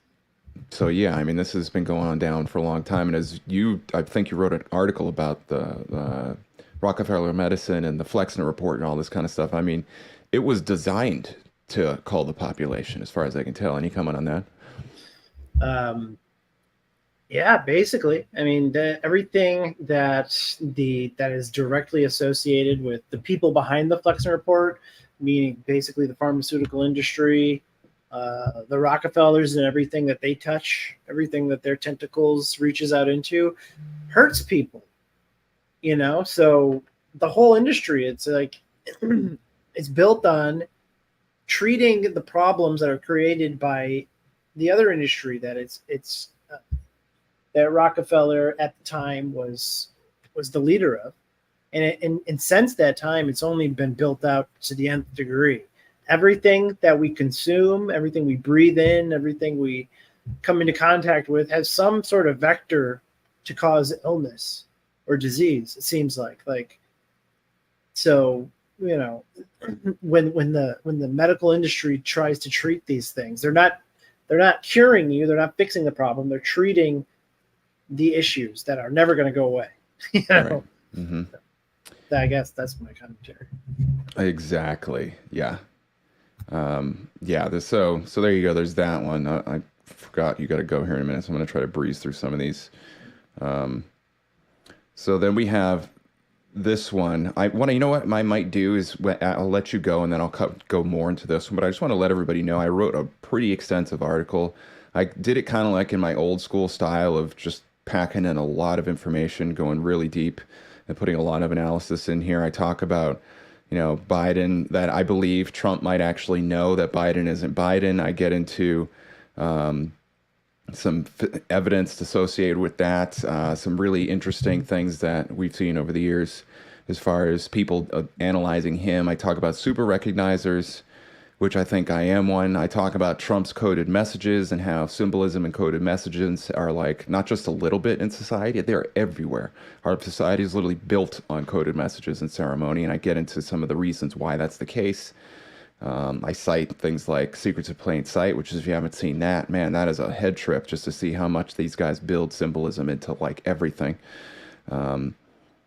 So yeah, I think Trump is fluent in this language. And then, you know, I also get into some proofs and some of the methods of the intelligence apparatus, the early history of the intelligence apparatus, why they use symbolism, how basically all of mainstream media and media that we know it was created as a kind of psyop against humanity. So all sorts of really good stuff in here. There's a 10,000 word article, believe it or not. So we're not going to go over nearly any of it today, but I just wanted to point you guys in that direction. So there's that one, and then the last one I have here is a Trump Comm. So I think Trump, my personal opinion is that Trump uses his media presence to deliver coded messages all the time. And I think if you've done any kind of deep dive into this, it's a very good, compelling case. As a certain favorite military insider has said, it's mathematically impossible not to think that these things are connected in some way. And like I said, the intelligence apparatus does it. I mean, if we were to take the activity of Trump over the past few years and we'd give it to a cryptologist or a military-grade code breaker from World War II and said, ask, can you please determine if there are coded messages in here? I guarantee you they'd be like, yeah, absolutely, there are coded messages in here. So here was one from the other day. This is after the Pennsylvania event that he went to, and this is a video where it seems like Trump is delivering a coded message. So I'm going to play the video. It's only like a minute, and then we'll analyze it real quick. Make sure he gets a special sandwich for himself. Oh, whoops, hold on a second. Come here. You're gonna get that special sandwich. There we go. All right. Hey, dude, you know what? Come on. There we go. Make sure he gets a special sandwich for himself. Yeah, I'm gonna do something. Come here. You're gonna hit pay, dude. You know what? Watch. Look at him, huh? Okay, hold it for now. You know what that is? Andrew Jackson. All right, dude. I'm gonna sign for you. We're gonna make it value. We're gonna add some value. Okay. We never have this before. We remember look at it.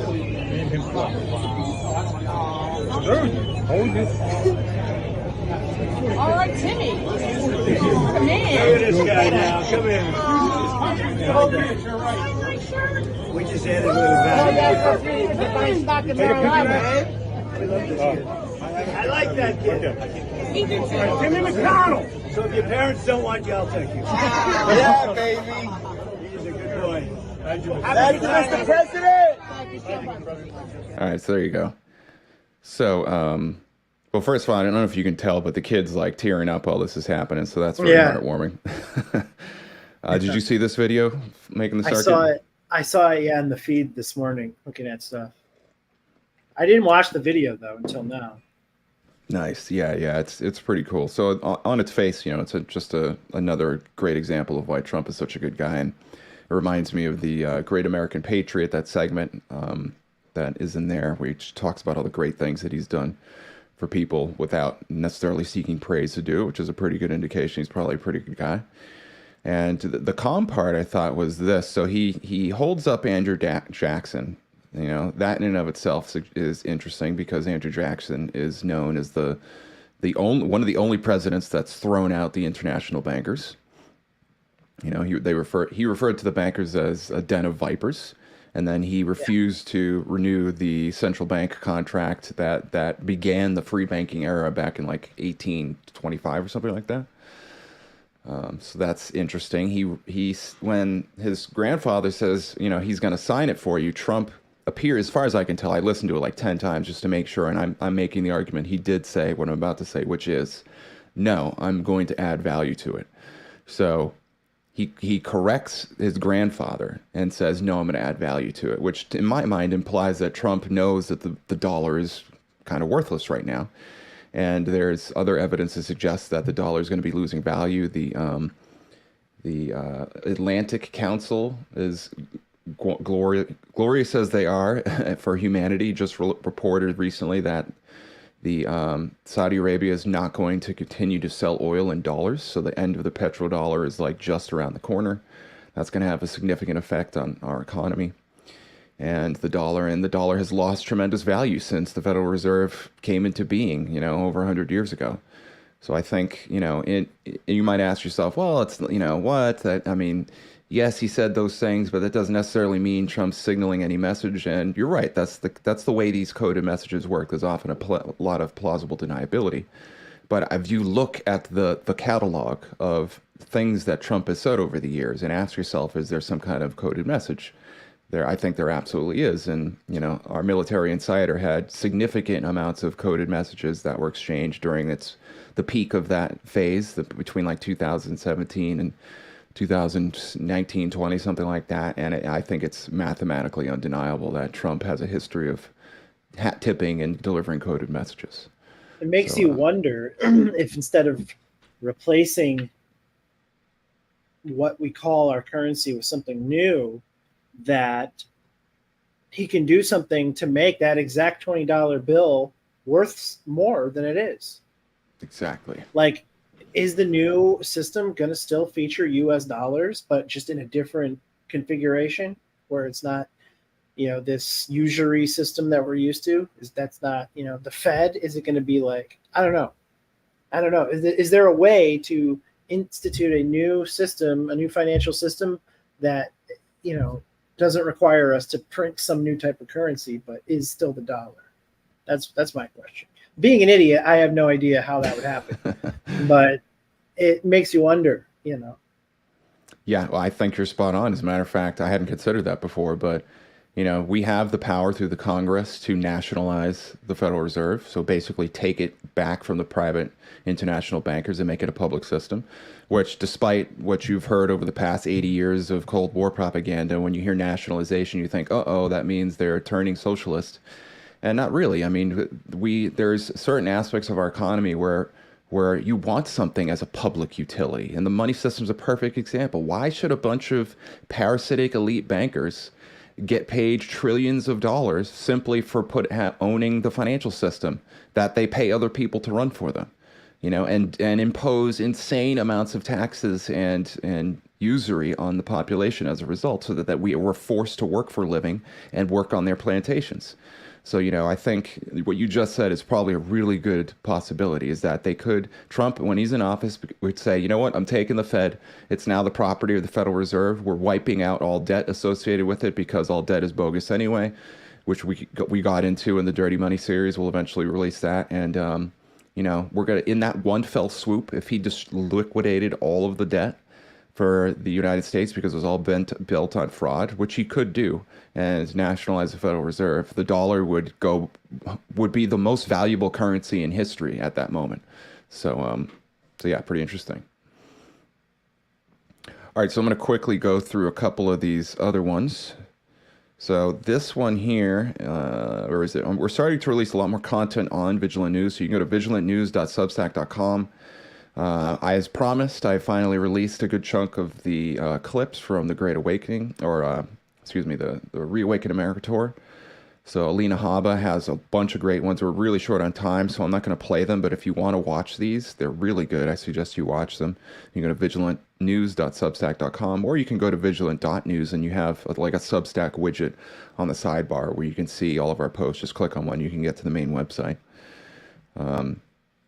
Let's see, we've got the SCOTUS is going to be the Supreme Court of the United States is going to be having some rulings most likely this week before they go on summer break, and one of them is the Trump immunity case, so keep your eye out for that. There's a bunch of other things associated with the SCOTUS, like the social media scandals that have been happening, and whether or not the government has been unfairly abrogating the rights of citizens, their First Amendment right. We have Anna Paulina Luna is introducing a bill for DNA testing at the southern border to combat child trafficking and fake migrant families. So that should be really interesting. There's a whole lot of scandal going on with that. I mean, the border is just an absolute mess, and this simple regulation might significantly curtail it, as at the same time as it reveals the degree to which our open border policy has caused major problems, if we don't have enough reason already. And lastly, and we'll spend a little time on this one, we got Kash Patel will release an article today on the Gateway Pundit where he cites Paul Ryan as an influential player in derailing his RussiaGate investigation when he was working for the White House. So this one's pretty cool. If you haven't read Government Gangsters, go ahead and check it out. I got a link to the book in the Vigilant News Substack post. And, briefly, that's another thing, too, is we have a bunch of clips of Kash Patel from the Reawaken America tour that are pretty interesting. You guys want to check those out. Okay. And basically he suggests that Paul Ryan knew that the intelligence report that got the FISA warrants for George Papadopoulos and things like this, the ones that were fraudulent, he knew that the report came from the Clinton campaign, or at least he knew about the dossier, and instead of doing what he should have done, which is enabling the investigation to happen unfettered, he kind of derailed it and prevented it from happening, which means he's implicated. So, so that's basically the fullness of our show today. After Ryan takes off, I'm going to get into a little bit of that big article I wrote. I'll read a couple sections of it to you guys. But you got anything you want to talk about before you wrap up? No, I just hope to see you guys over at the Dauntless Dialogue live stream. I sent you a post with the copy that Adam wanted to share with the media. If you want to pop it in there, like, I don't know, yeah, 450 or something like that, or earlier if you feel like it, whatever. All right, yeah. That sounds good. Mm-hmm. Yeah, this is it. Next time we do this show, I'll be with you in the studio again, and that'll be very refreshing for me. Yeah, to not be wandering across the Midwest doing these live streams wherever I can find a place to plug my computer in. Right. Yeah, well, a bunch of people the other day when I let them know like what was going on, were very supportive of what you're doing for your mama and your family. So good on you, my friend. Thanks, guys. But I'm gonna jump out so I can eat something real quick before this other stream. Right. But okay. All right. Well, there you have it, ladies and gentlemen. Thanks, Ryan. Safe flight tomorrow and all that. And I'll see you in the studio, Vigilant New Studio, next time. All right. Take care, everybody. Love y'all.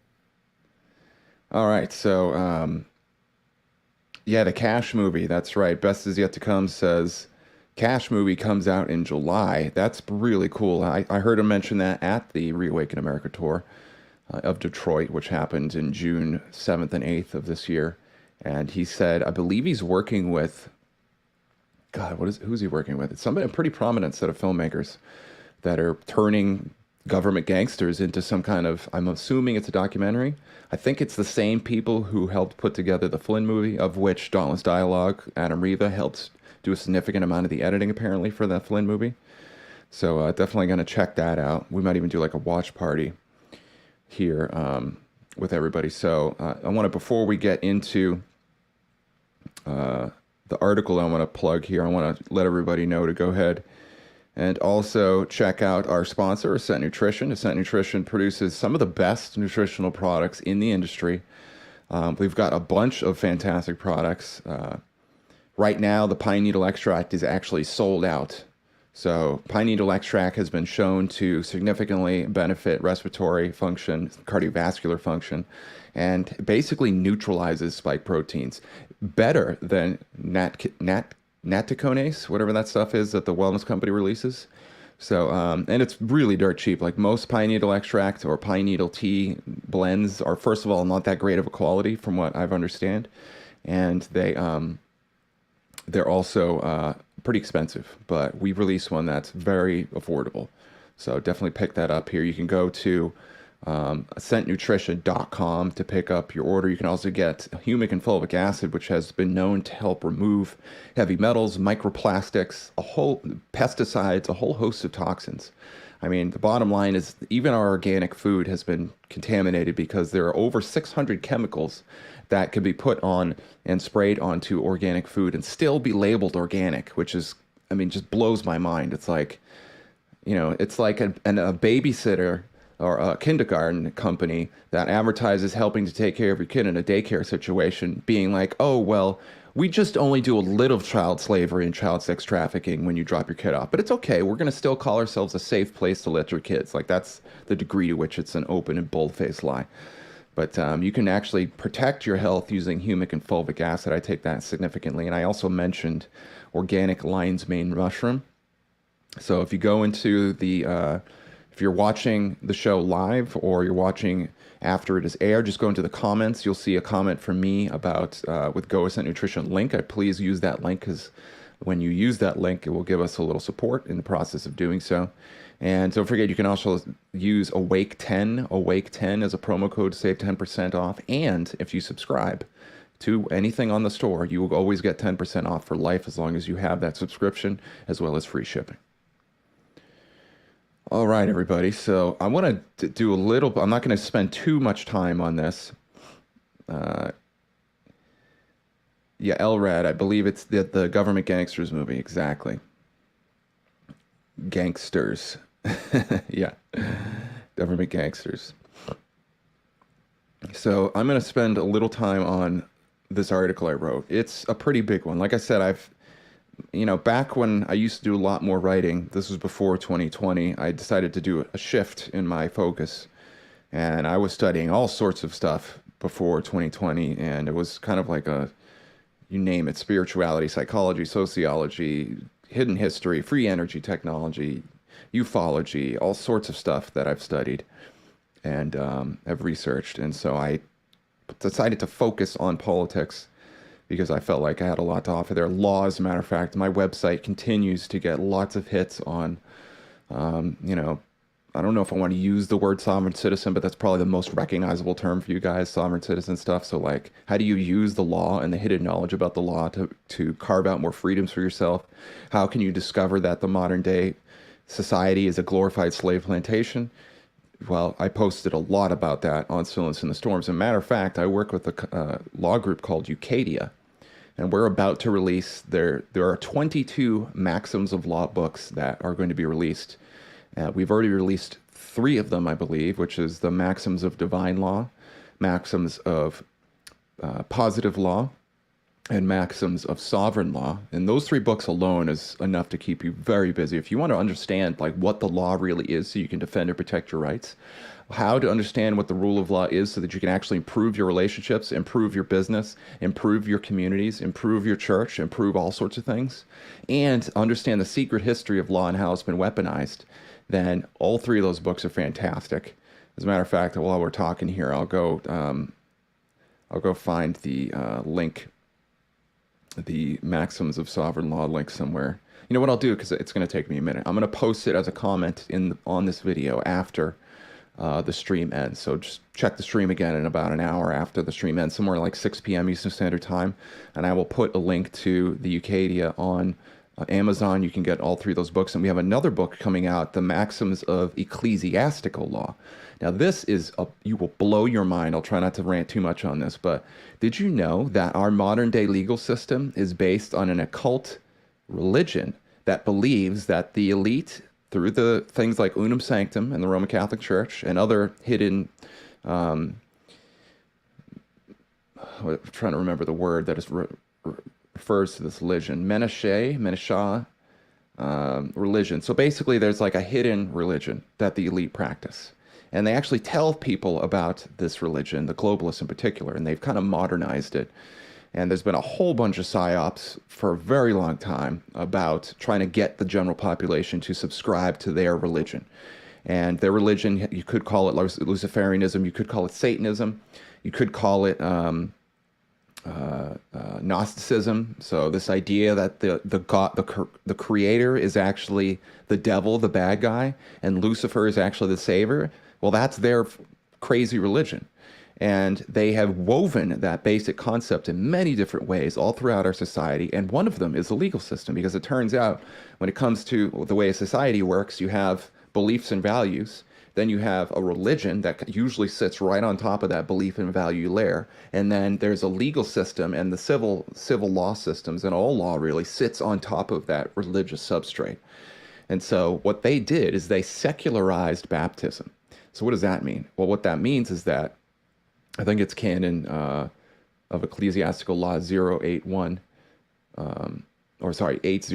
and they talk about how the Roman Catholic Church, as well as some other institutions, decided as a emergency measure, just in case somebody was going to be born and they might not have the benefit of getting baptized, which, if you're not familiar in Christianity, it is believed that, I believe it's John 3:16, that you need to be baptized and you need to acknowledge Jesus Christ as your Lord and Savior to avoid going to hell. And so this idea of baptizing children, what the christening is a form of this baptism that I'm talking about, is that by getting baptized, you engage in this ritual that saves your soul so that if you die or anything happens, then you're not going to go to hell, or you're not going to suffer in purgatory.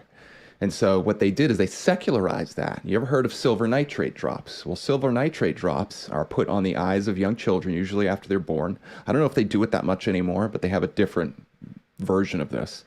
And from about 1920 all the way up to somewhat very recently, and I think they still do it, they would drop silver nitrate on the baby's eyes.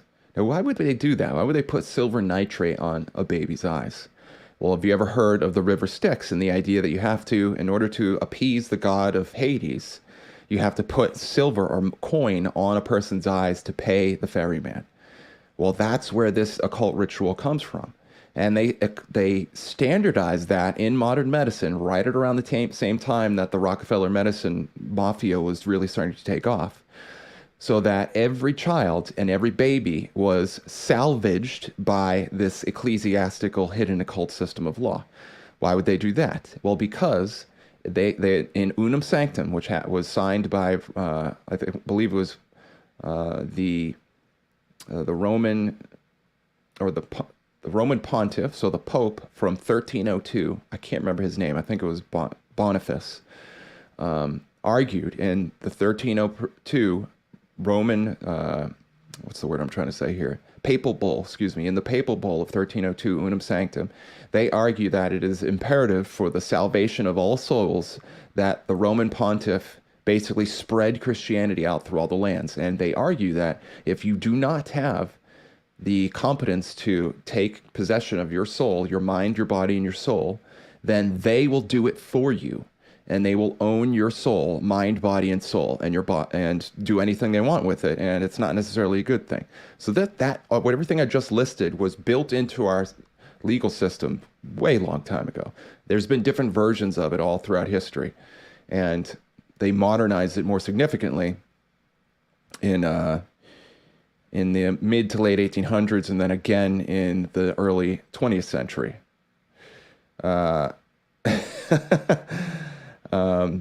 So I'll respond to that comment here in a second. All right. So I'm curious, have you guys heard about any of this?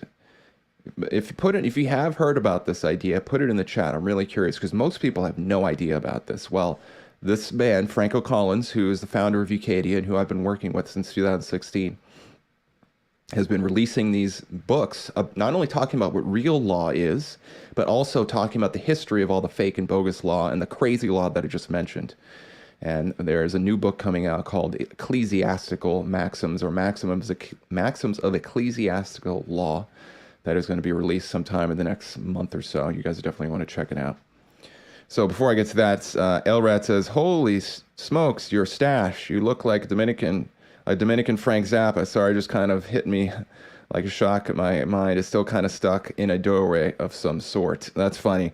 Yeah, I decided to shave the beard and the stash this past week because I just felt like it. It was the solstice of the summer, and I used to do this thing where I'd shave my beard every summer and regrow it back, usually at the start of fall. So I might do that again now. Kind of gives you a new fresh look. This is what you're seeing now is the goatee I used to have basically from freshman year in high school when all my facial hair came in, all the way up till I was about 27. That's when I started to change my facial hair. I had this look. So there you go.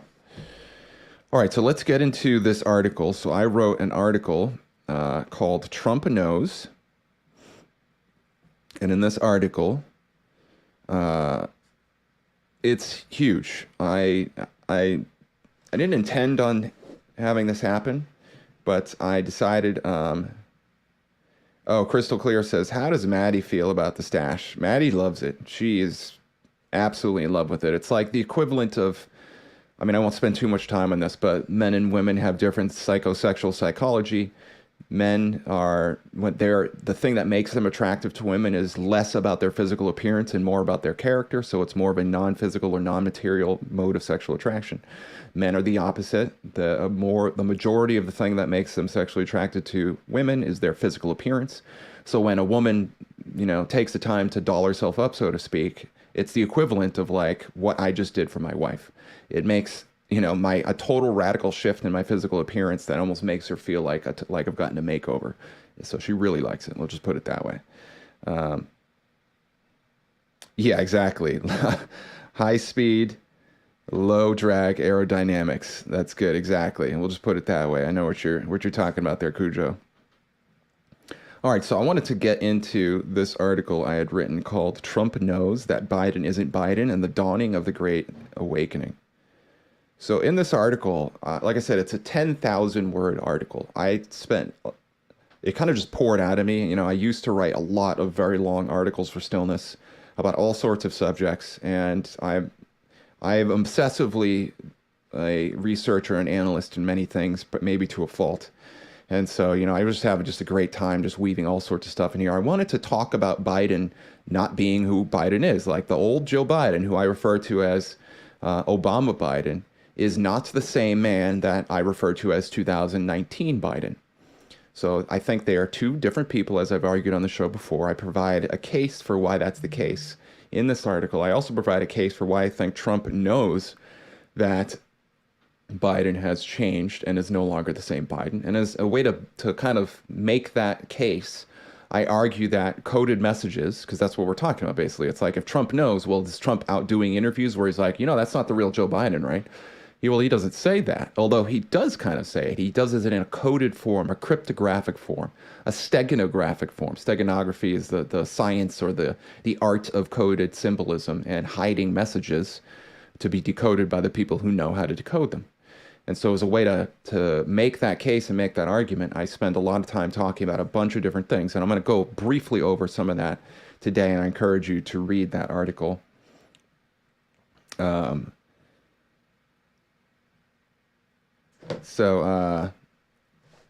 right, so here we go here. If you're interested in reading this article, I suggest you do. It's one of the fastest, I think it's the most popular article I've ever written on my Substack. It got a lot of views very quickly, so that's pretty cool. So here we go. I'm going to just read this little section here. So I provide context. So to enhance the material in this article, I want to draw explicit attention to the following underlying facts that will help it make sense and expand on one's thinking. Intelligence agencies and their beneficiaries and stakeholders use media, celebrities, news stories, and in reality, all forms of information, psyops in general, to manage human civilization at large by influencing public opinion, including individual thoughts, attitudes, values, and consequently, human behavior itself. Oh, I gotta fix that comma there. I think I do anyway. Maybe I don't. See, this is why I need grammar checkers.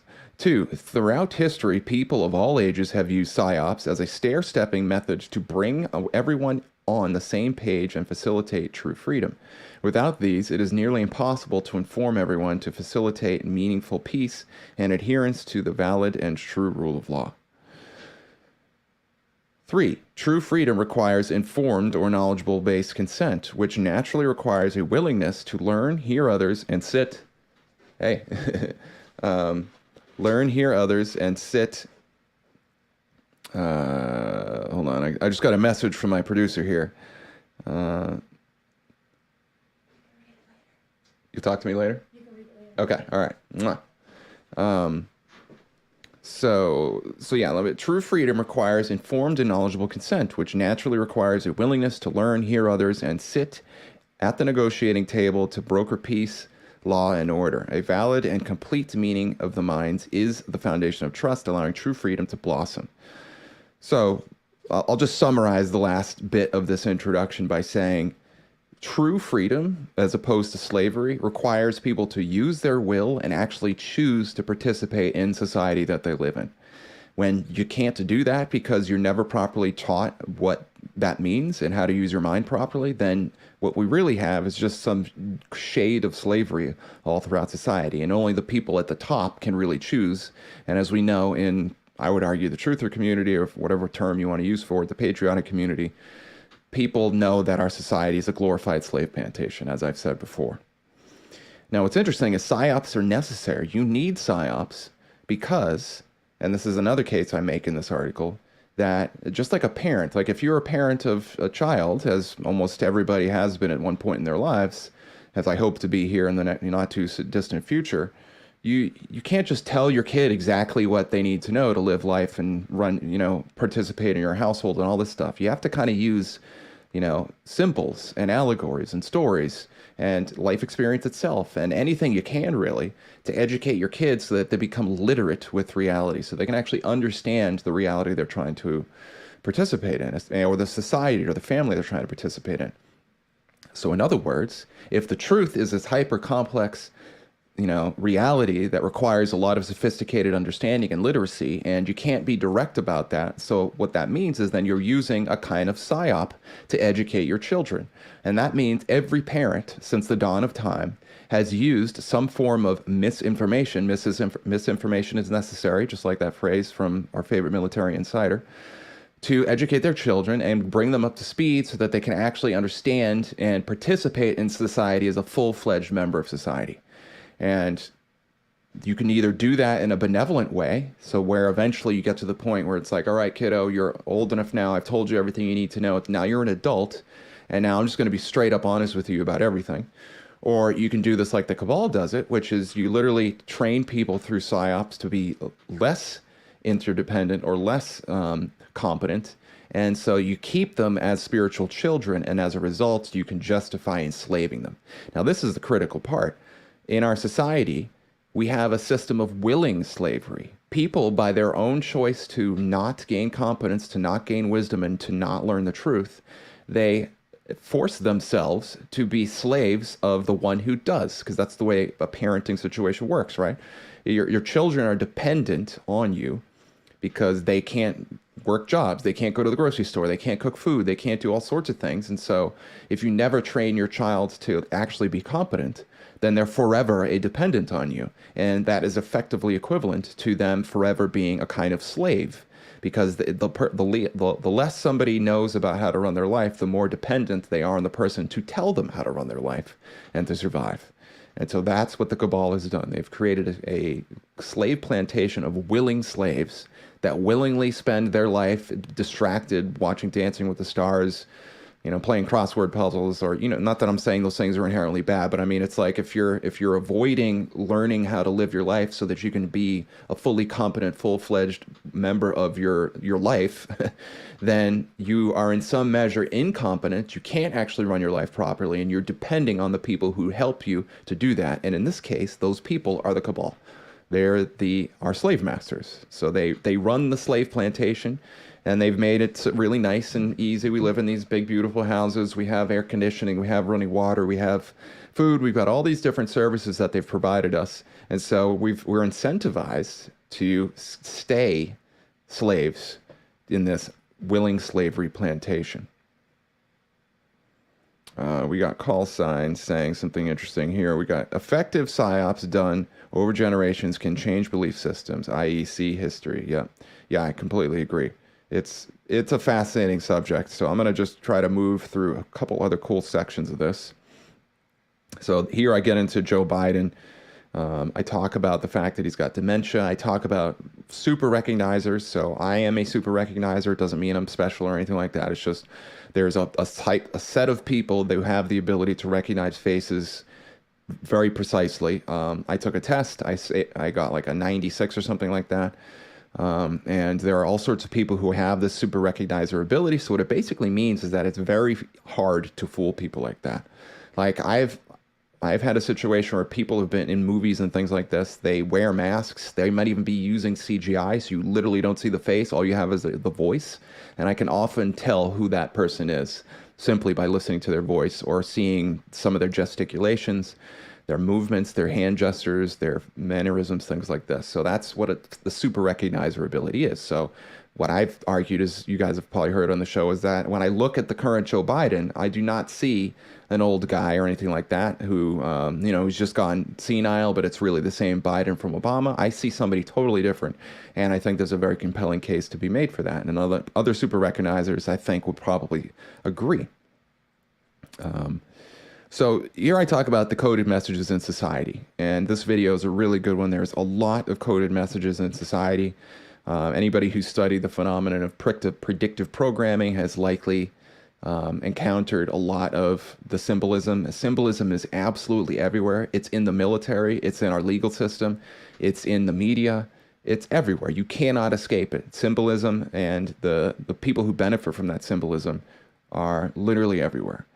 And I think the more higher up in the elite circles you get, the more literate or the more, education you get on decoding the symbolism. And I think what Trump is doing is Trump is speaking to multiple layers. So when he talks about, when he goes on, he's at a campaign event, or he's talking to the press when he was in the White House, or he does all these various things when he's talking and he delivers these messages, he'll often say things and you're like, what is he getting at here?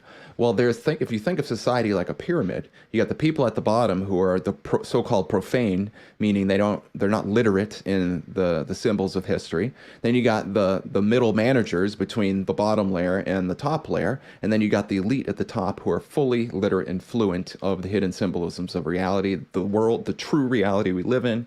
And at the highest levels, it's pretty crazy. At the highest levels, as far as I can tell, you actually have people who acknowledge God's existence, who know God is real, and know that Satanism is itself is a psyop religion for those middle tier people, which is a really crazy thing to think about. Maybe I'll write an article about it some way. I actually have one on Stillness in the Storm called The Religion of the Elite. But anyway, so what I'm getting at here is that Trump, when he speaks, he's not only speaking to the general population who can't read the symbolism at all, he's also speaking to the people who have become literate in some amount of that symbolism through the Q operation. Then he's talking to other people in the middle manager class, and then he's also talking to the elite all at the same time. So he's a master at coded language symbolism, steganography, cryptology, and you name it, all these different types of coded messages. Let's see here. Karmic Energy says, this is an example of how to boil a live frog so it does not recognize it's being boiled. Exactly, 100%. You also say, Cosmic Energy, most people don't understand sociology or what social engineering is all about. That is exactly right, too. There is exactly what you just said. There is a lie.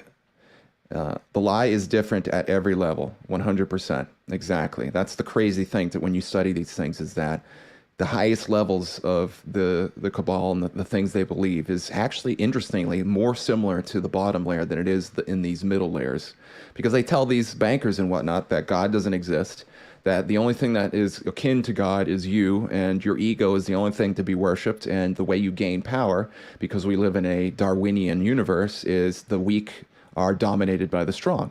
And that if you do things like rape children or participate in sacrifices or do all sorts of things like this, if you lie to people and get them to believe it, then you can literally claim spiritual power over that person and control them. And it's actually your job to do that, because if you didn't do that, then we'd have no order in society. That's one of the layers of the lie that they feed the occult.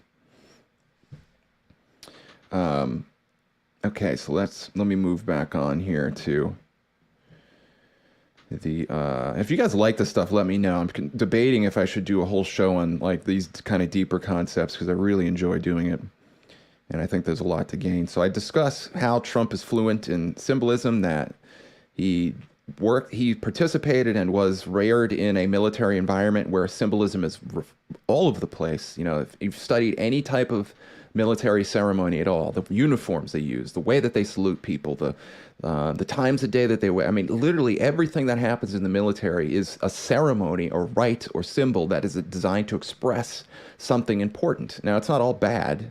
I'm not saying that, all the military is filled with like horrible people like the cabal are, but it's necessary for very good reasons. I also describe why. So why is it that they have so much symbolism in our society?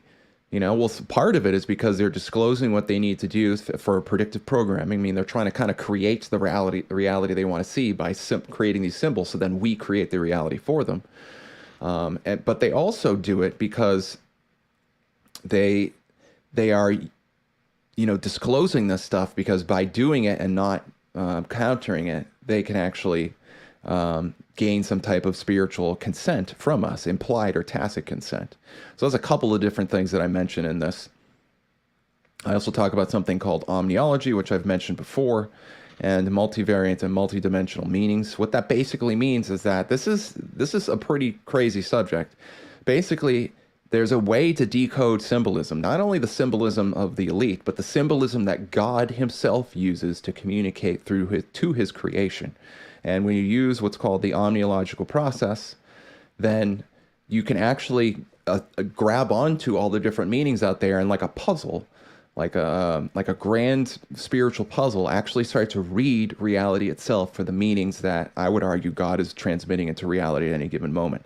And that's exactly what the military does and the elite does. This is what they have been doing, arguably since before, modern civilization existed. My personal belief is that there was probably a hyper-advanced civilization that we've generally referred to as Atlantis, and that our cabal is a long distant set of relatives from that civilization. And sometimes it takes the form of like the Nephilim or the fallen angels. So there's different versions of this history. I'm not saying I know for sure or that other one is wrong and that mine is right. I'm just saying that's my personal belief given what I've studied and the current my understanding of the mystery, which I'm hardly omniscient in that capacity. And of course, the Q operation is a perfect example of this. So the military, I talk about O plans as well. So O plans is a specific type of plan, operational plan that the military uses when they want to do something. And what they use is they use an omniological method. What is an omniological method?